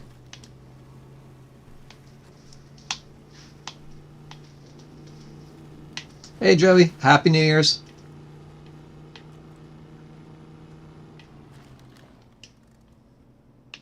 Okay, is this the truck that we're getting? The monstrosity of the twin steer.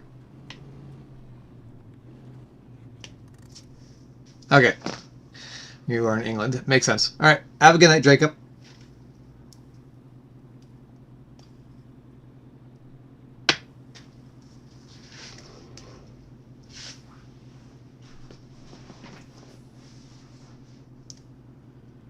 Okay, all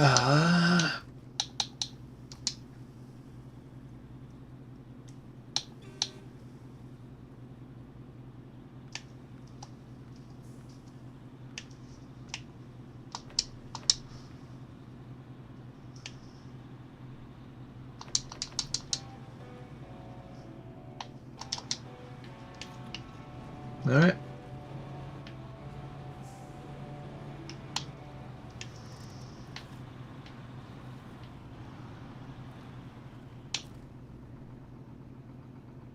Just watch that back tire just like sink into the mud.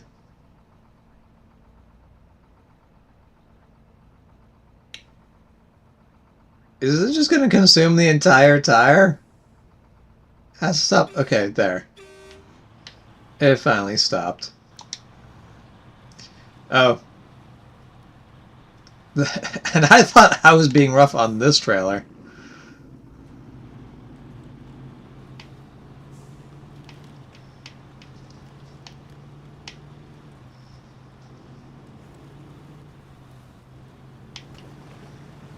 The Jets is your team. I like the Jets.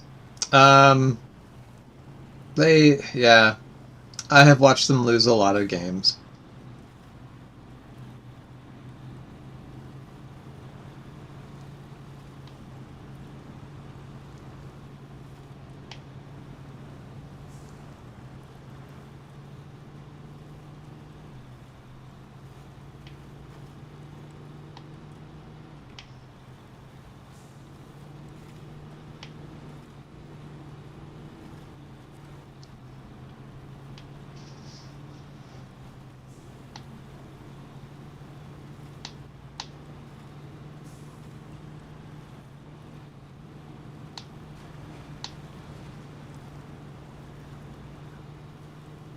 Jet's been doing good this year. I'm glad to hear it. It's probably because I'm not watching them. So I'll do them a favor and continue to not watch them.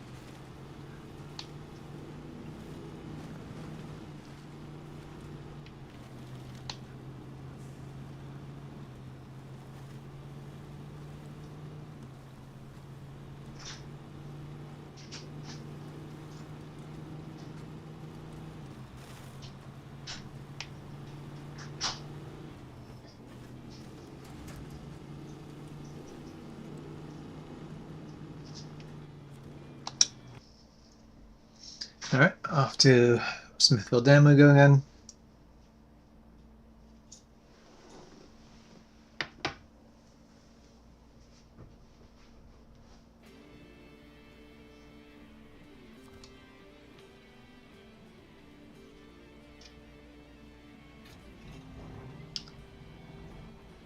You have the tires to get the weight? Okay, because I can definitely fuel up the weight.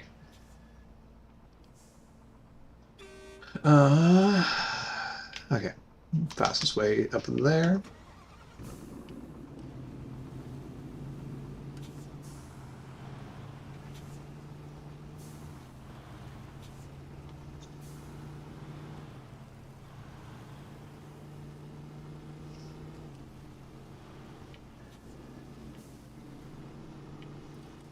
I am sure that Juan is probably going to do a live stream later tonight. I think he's planning on doing a live stream for like the New Year's countdown, kind of ish.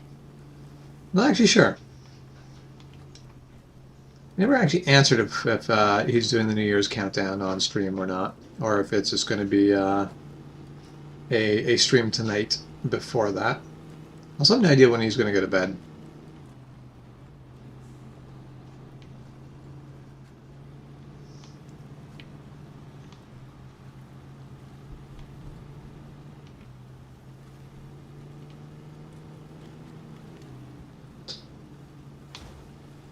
Oof.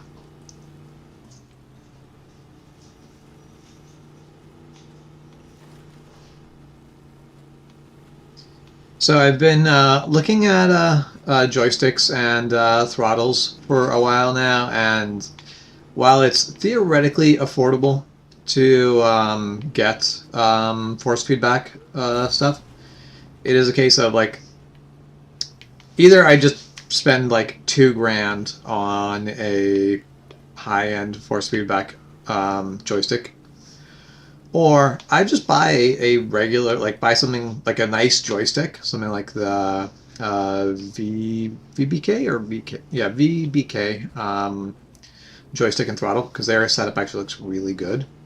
Because it allows you to basically have either a throttle or a dual joystick setup based on what you want, and I think that is fantastic.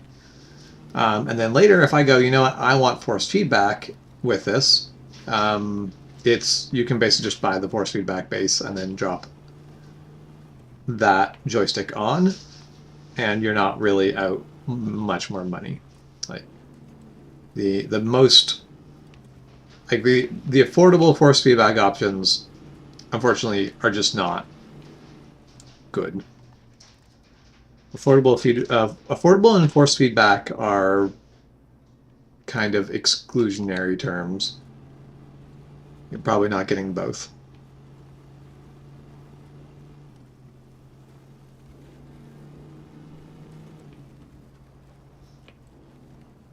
maybe you hadn't thought of doing one.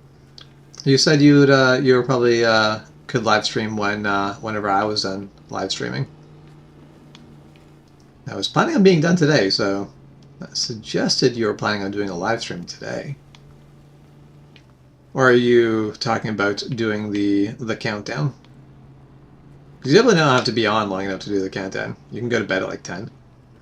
Because I will probably live stream for maybe another hour. Probably actually less.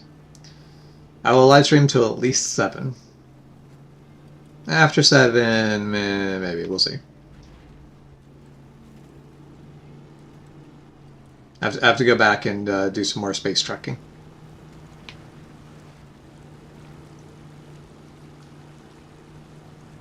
What I really need to do is set up your laptop one as a V Rising server and try to get that game going. Try to get people, encourage people to come out and play that before it goes off of sale.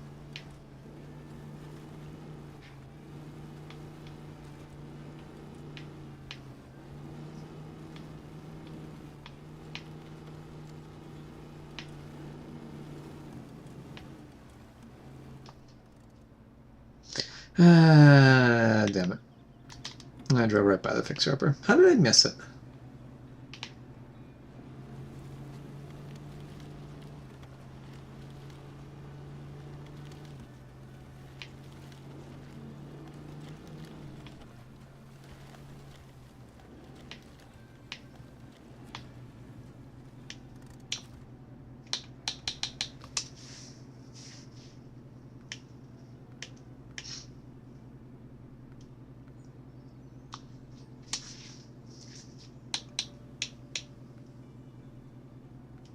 Oh, no, I want that.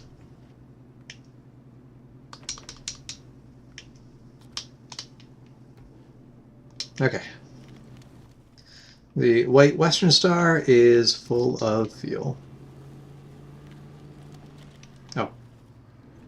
While I'm there. Repair.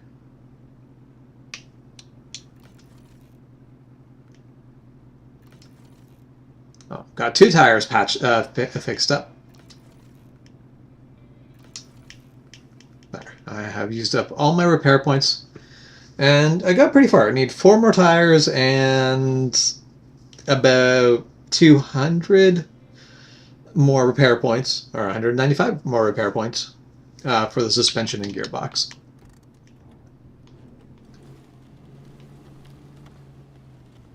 Oh. I did not. So let's go back and see if she needs some more fuel.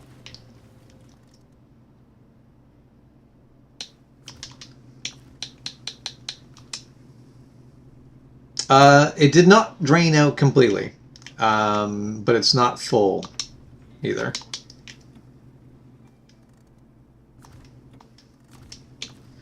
Why I keep doing that? So there. I'm glad you said something though, because otherwise it would have been 40 liters short.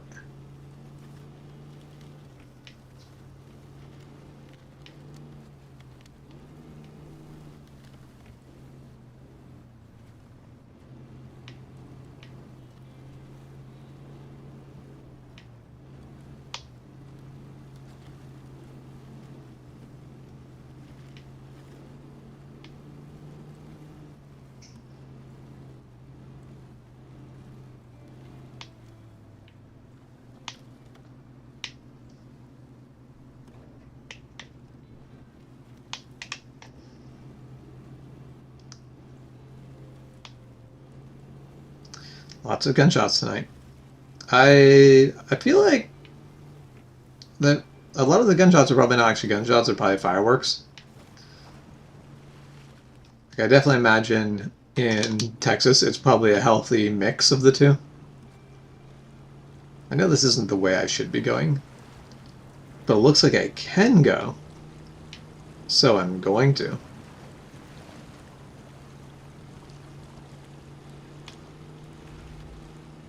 And the trailer's coming with whether it wants it or not.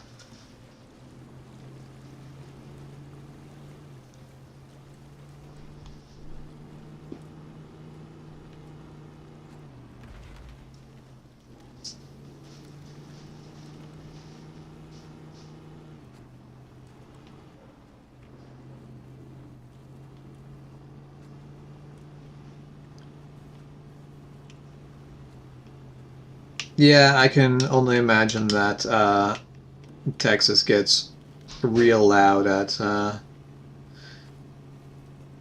Mind you, any place where you've got like a good, I guess, a good redneck population, a good population of people who enjoy their firearms and fireworks. It's going to get noisy at New Year's, 4th of July. I feel like 4th of July is really the big one. Hello. How was your day? What's there? Love you. Love you. Okay, well, let's get this thing back to the gas station.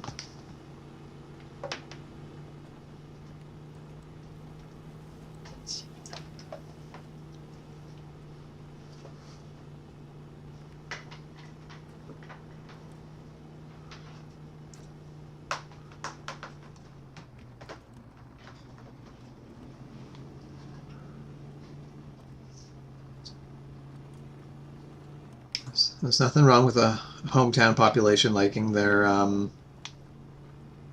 fireworks, and if you can't afford fireworks, shotguns do just fine.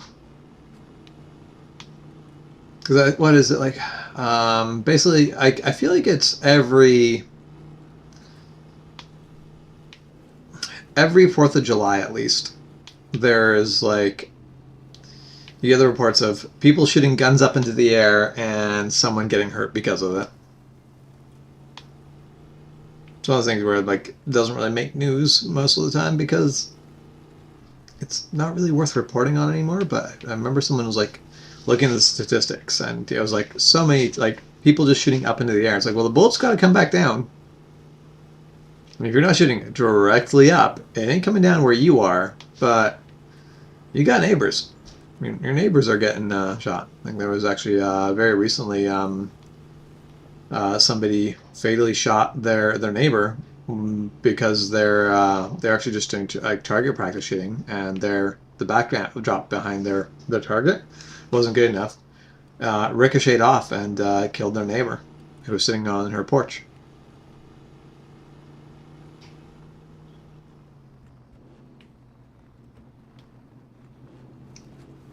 What's an urban myth one?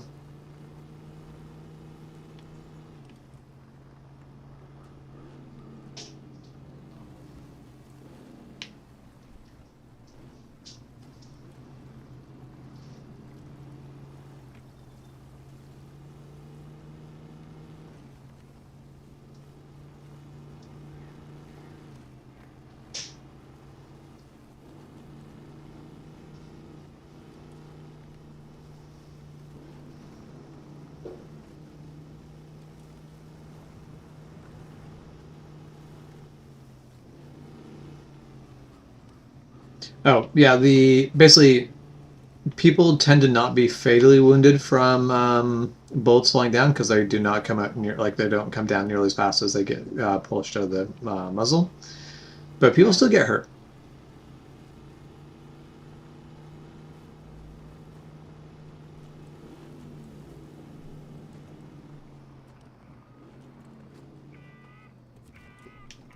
And also, the human body is such a fickle thing.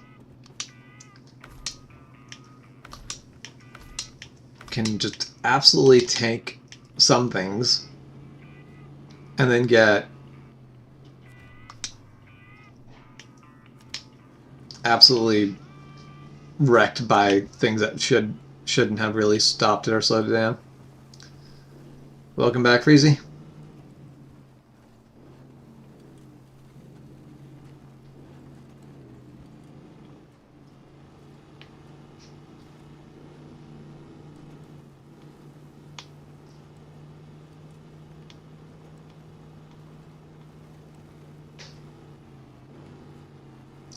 Yeah, it's. I remember the urban myth of basically somebody dropping a penny out of the CN Tower and it killing someone. And I remember the story where I heard the story is basically the penny went straight through the guy and basically splatted across against the pavement on the other side. And it's like, no, real life, a penny hits terminal velocity, and it bloody hurt. It hurt real damn bad. But it ain't like for it to puncture through a skull would be incredibly unlikely.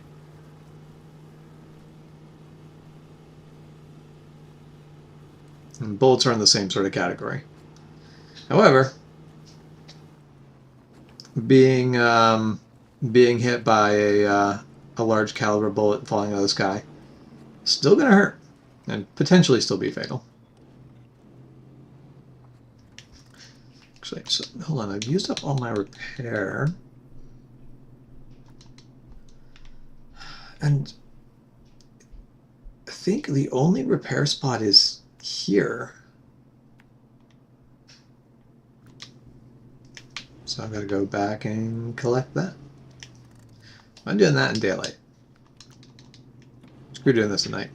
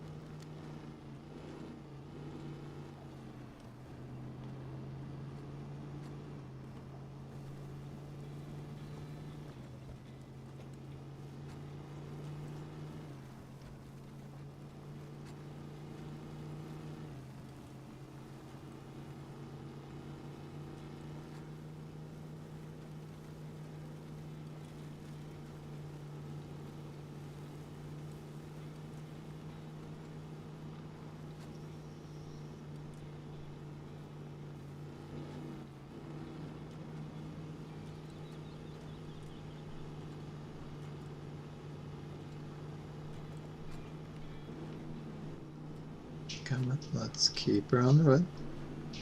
I believe in you.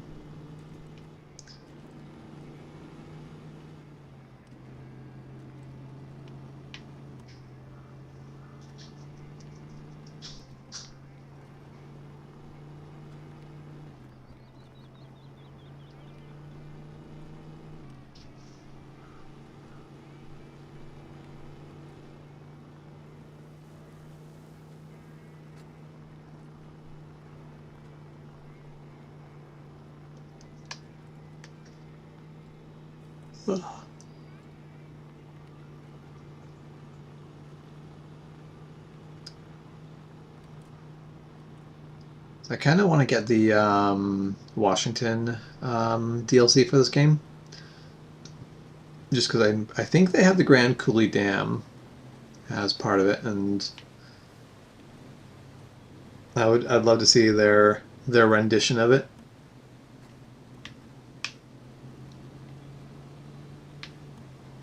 Dams are definitely very interesting. Like I find dams to be interesting buildings. The construction that goes into them is kind of wild.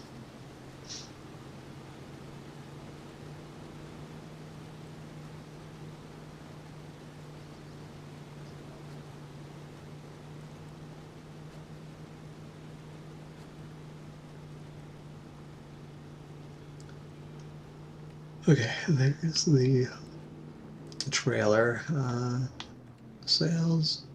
I think for here, I don't remember. I think you can also pick up goods from here, but I don't remember what they are. It's going to be similar to the factory. So bricks, concrete slab. Okay, so just bricks and concrete slab. That's fine. Damn, I just about pinged that perfectly.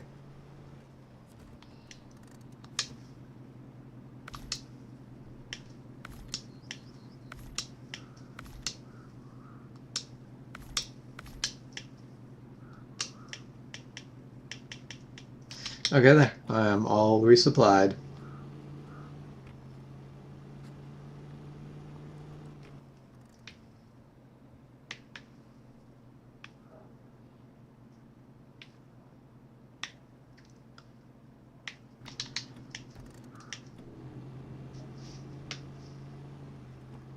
Actually, I'm just going to park this right here. This is not a bad place for it. Okay. Step through 10.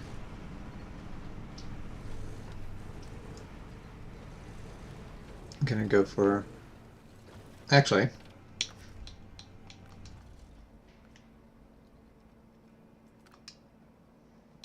Let's hop on Island Lake. Let's hop into that twin steer. This might be an adventure. Getting this home might be a bit tough.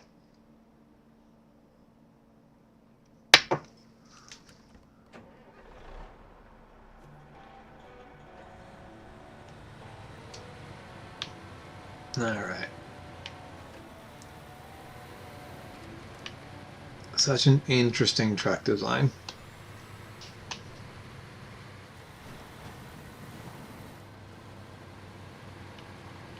Do you feel like I would prefer this over a semi-truck with a trailer?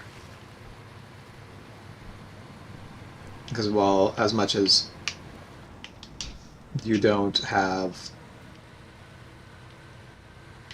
the option for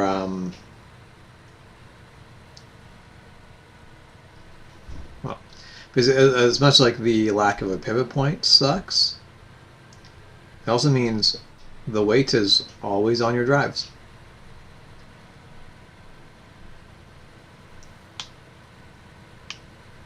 I really wish the twin steer was slightly bigger so it could be a 5 slot, just because the 5 slot cargos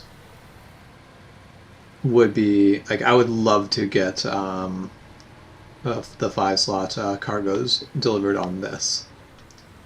Mind you, that would also mean that this would be that 1 slot longer, and I'm not sure if that would be great or not.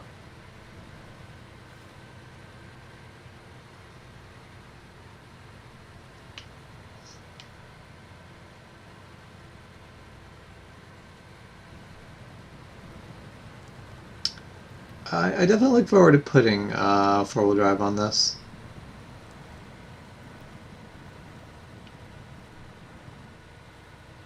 Because at that point, yeah, like you have basically all the weights on the drives, always. Your weight is split front and back, but if both are drives, then it's all drives.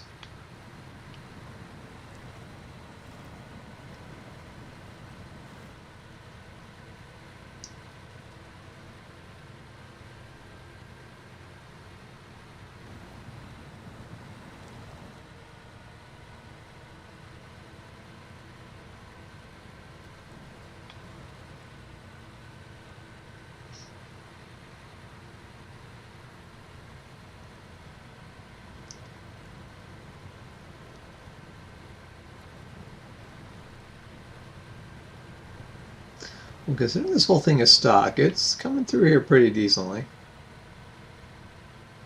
It's not doing bad. I'm definitely not taking it up to the right side of the other map, though. Don't use race suspension. That is fair. A little unfortunate, but I'm not entirely surprised that this is a top-heavy truck.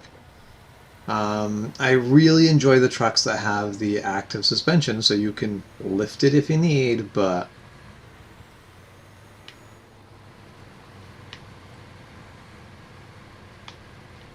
you can have that lower center of gravity.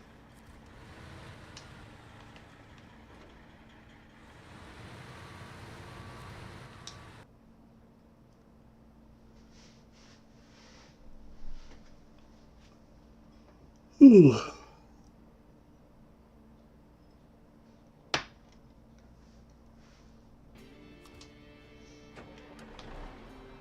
Alright. Let's mosey. I think I'm going to go through the swamp and then take the highway up. Not going to try to take the scout route. Definitely not going right, that's for sure.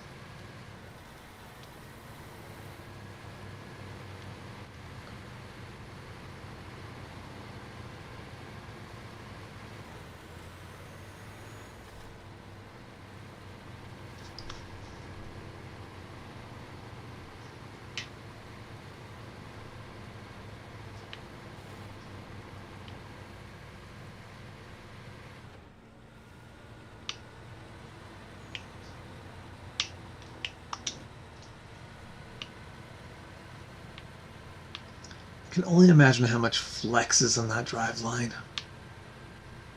Because the longer a drive line is, the more it flexes. That's a massive, like a massive drive line. Like that's just ridiculously long. I also wonder at how many points it's articulated, how many U-joints are in that. Actually, I probably imagine not a lot of U-joints, but it's got to have points where it's held up by a bearing. It can't just be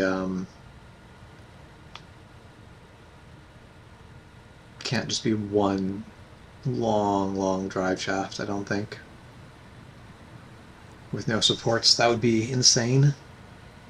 The whole thing would be trying to escape itself as quickly as possible.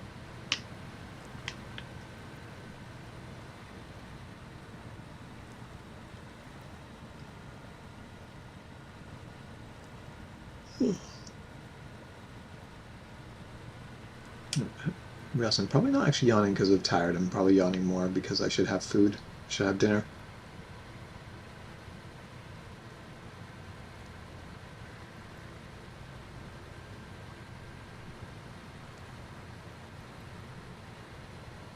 So, when are you going to be ready to start up a live stream at 7?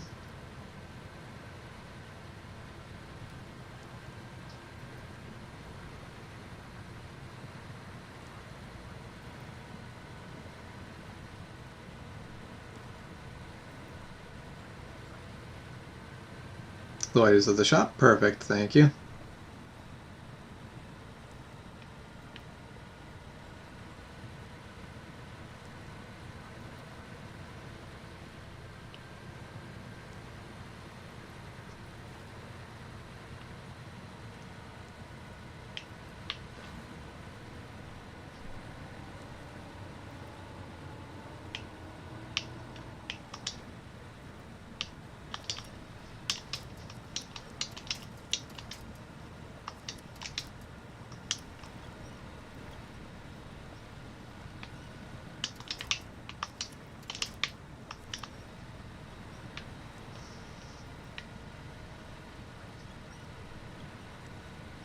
So when in doubt, winch it out.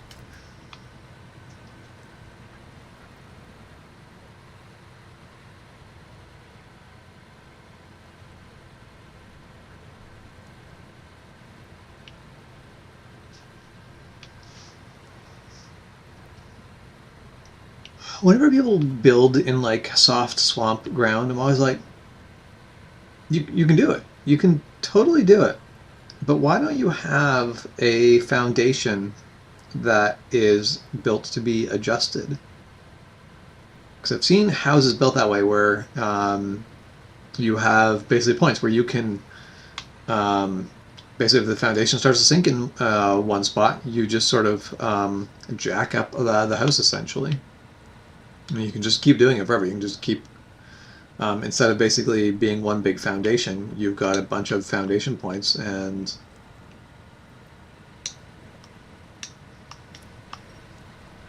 you can make it work. Perfect. Sounds good, Juan.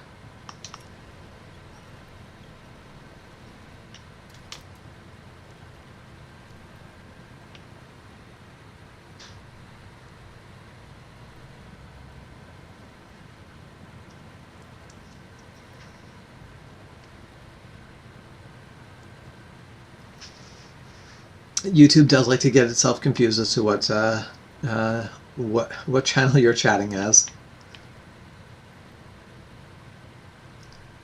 do actually enjoy the swamp area. It's a bit treacherous, but I do enjoy it.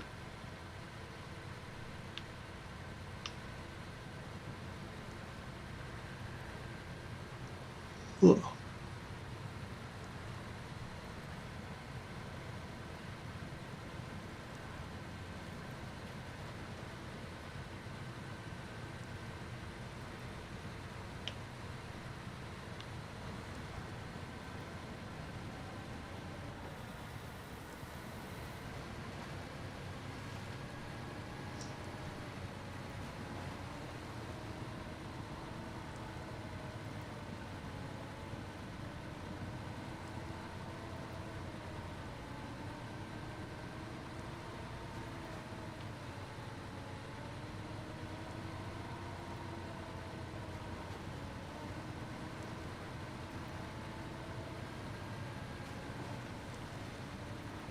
Now it's interesting to seeing basic designs where you have a pivot point in the middle, but you still have the drive line going to the back. I'm trying to think. I don't think I've ever seen that in a truck. I wouldn't be surprised if it existed, but I don't think I've ever seen it in a truck. But in tractors, where you've got to basically have a drive line go through. No, wrong thing. Drive line can go through, but you also need it to pivot. It's where you can get some wild engineering ideas.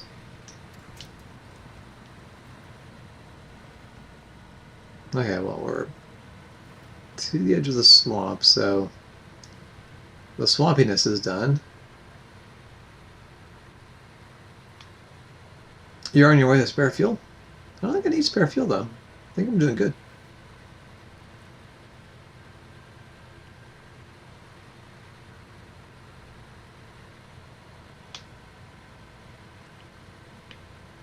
Maybe that is relying on me being able to stay on the road.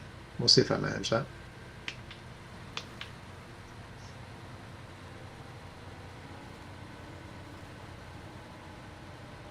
I do imagine as soon as this basically this truck in 4x4 sounds fantastic.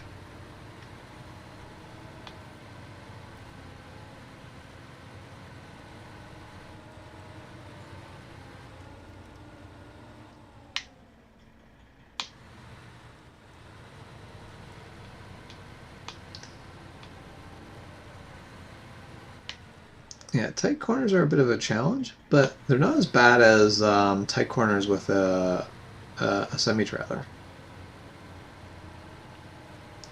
So definitely something you can get used to with a bit of work. Not that I'll ever be good at driving this thing, but I feel like this thing is definitely manageable to use.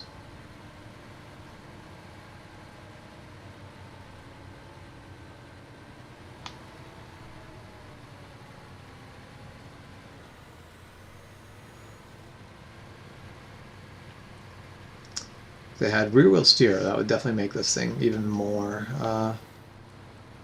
capable. I have yet to go to the bottom of the quarry. I'm sure I'm going to have to do that soon. I'm pretty sure there's missions for delivering logs to the bottom of the quarry.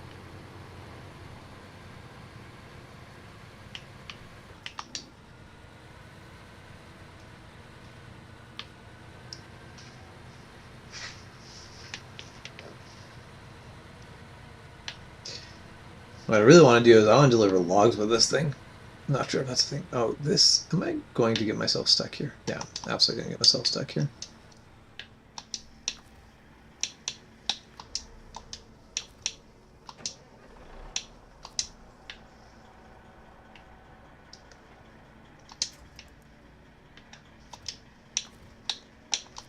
Okay, well, I could have thought of this better.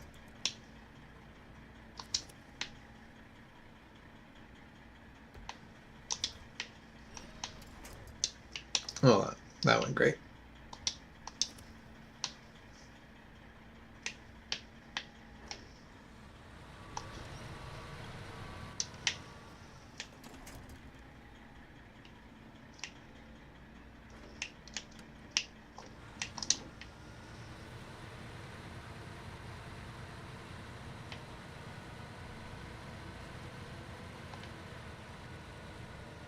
No, but I can't.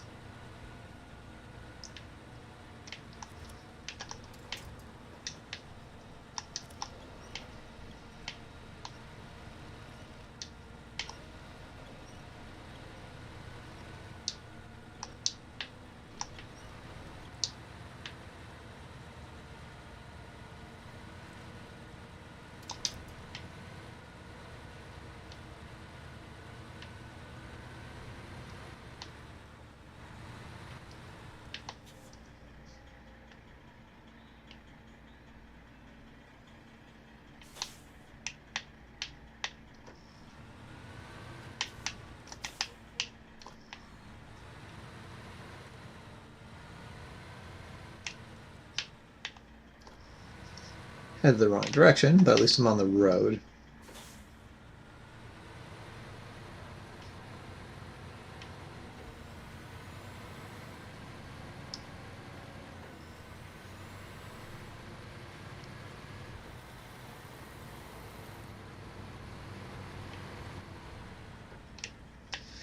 Okay, there now.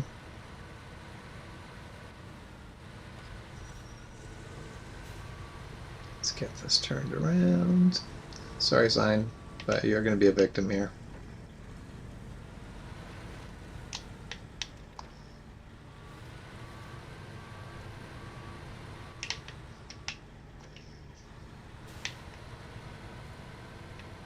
Okay. Got myself turned around. Yeah, definitely. The big thing, the big learning process on this truck, I think, simply comes down to is having to pay attention to all those high center points, which is where I relive my Scout. Very hard to, very hard to high center a vehicle that's got basically like less than two tire widths. No, that's wrong. Basically, there's the distance between your tires is about the same as the like side, basically the not diameter, the diameter of basically your tires twice over. So when your tires are nice and close together, yeah, you might be a bit rolly. Yeah, I realized I was coming in with too much speed. You might be a bit rolly, but you ain't ever gonna high center. You know, a Scout where you don't have a lot of weight on the high body, that's fantastic. In a vehicle, less so. But that's where the 8x8s and 10x10s and 12x12s. I think there's 12x12s. Might be wrong. Maybe there's not 12x12s. But look like you're driving a Mad Max truck. I do like that truck though. It's a good looking truck.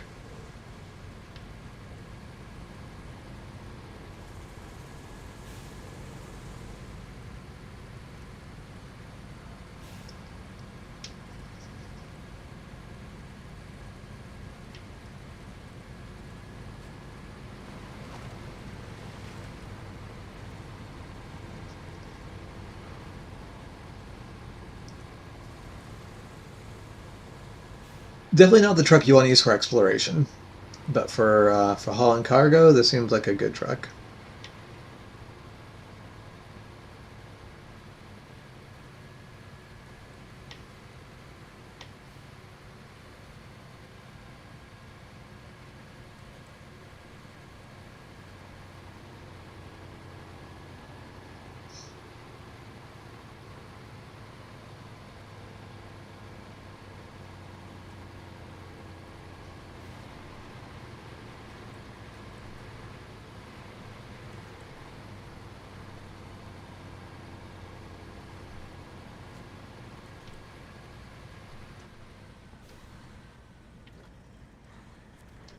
Okay, let's get that to.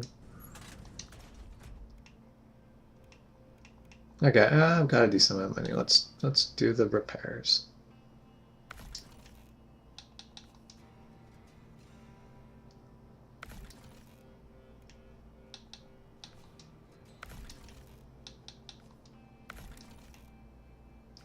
Now I'm interested in the customizations on this one.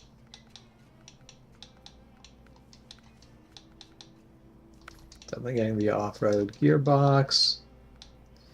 So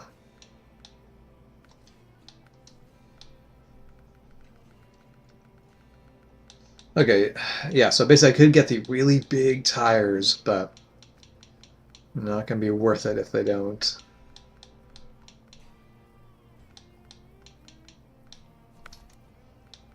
Basically if the truck gets too rolly. Which is unfortunate because that would also help with the high centering a bit.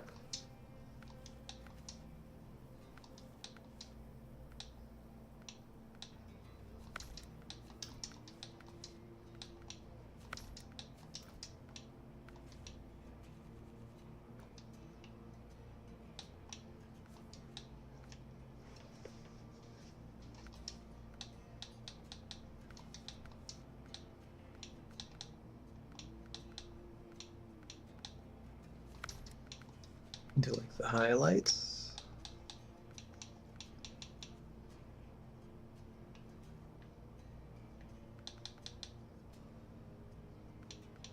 I'm gonna leave it with the stock. No, actually, screw it. We'll go with the reinforced bar. I do enjoy the reinforced bar.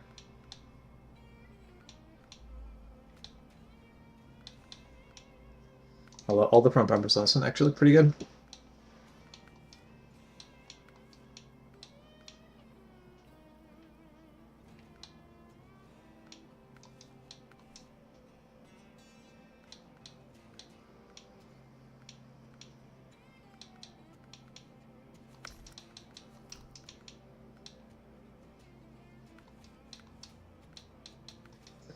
Okay, with the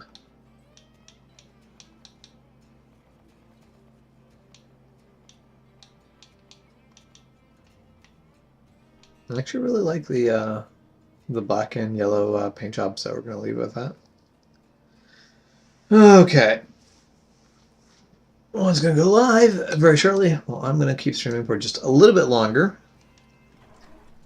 I'm gonna get the step 310 back.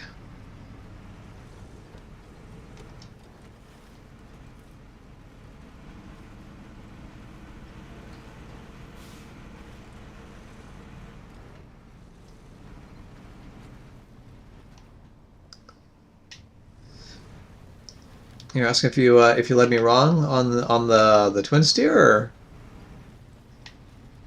So I don't know if I have opinions yet on the based on the usefulness of the twin steer yet. I haven't had the chance to actually put it to use, but I'm definitely looking forward to trying, because that's going to be an interesting truck to make use of.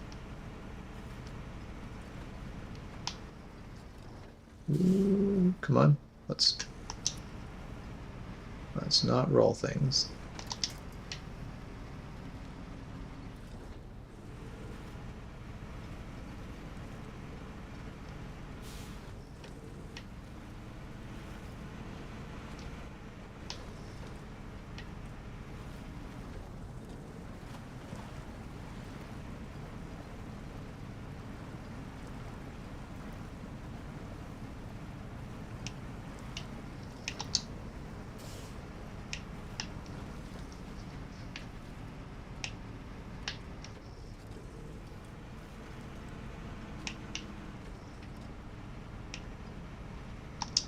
Yeah, I will happily give you a review on my feelings on the twin steer when I've actually had the chance to use it for hauling cargo.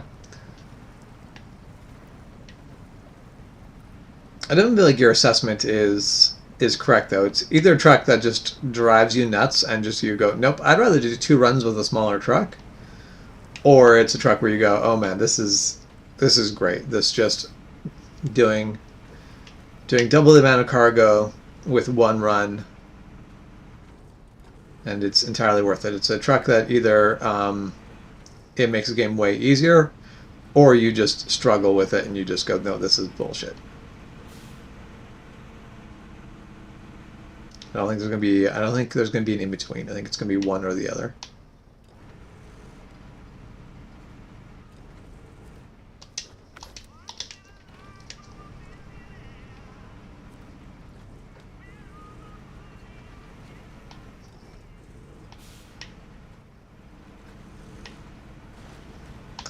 That was unfortunate. All of that was bad. So this is why I like space flight games. There's no road. I can't go off-roading. I can't go hit a tree stump. It's just space.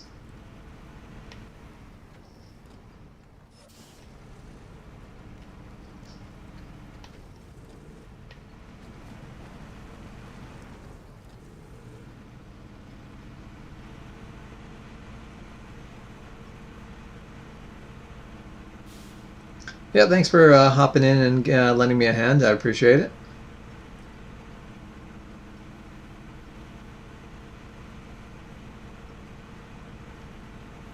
Still a ways to go on getting Michigan sorted out. Because eventually someday I'll play something other than Michigan.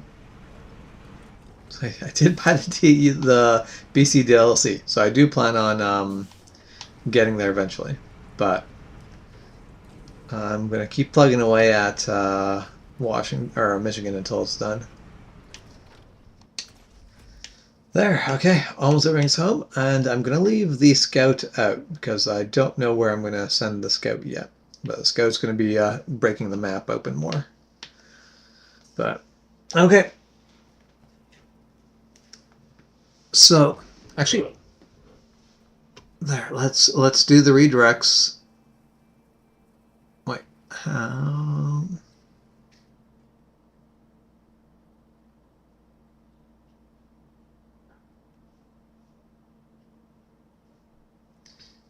But how do I do the redirects? I haven't done a redirect in a really long time, actually. I was going to say in a while, but that's inaccurate. It's been a long time.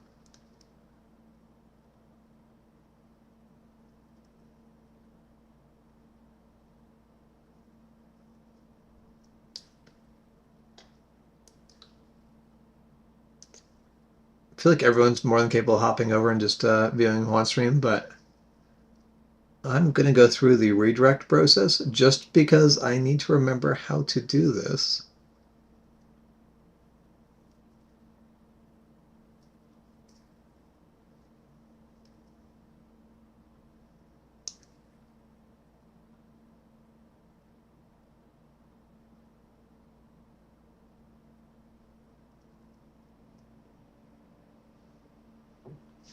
Hmm.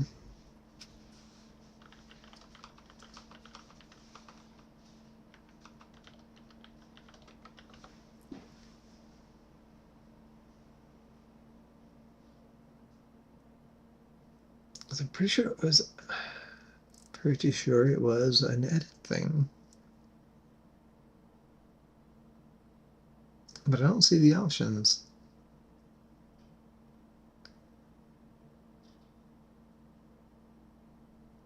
Oh, right there, redirect, yeah.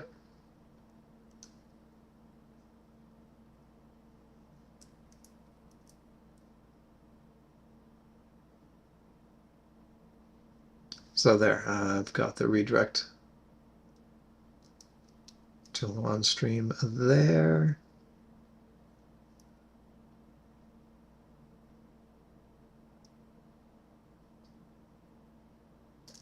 Oh, you're gonna go steal Juan's equipment, move it around. I highly support this. Make sure Juan finds out that I highly support this. Okay, I'm dropping the stream, and you are all going to get kicked over to see Juan.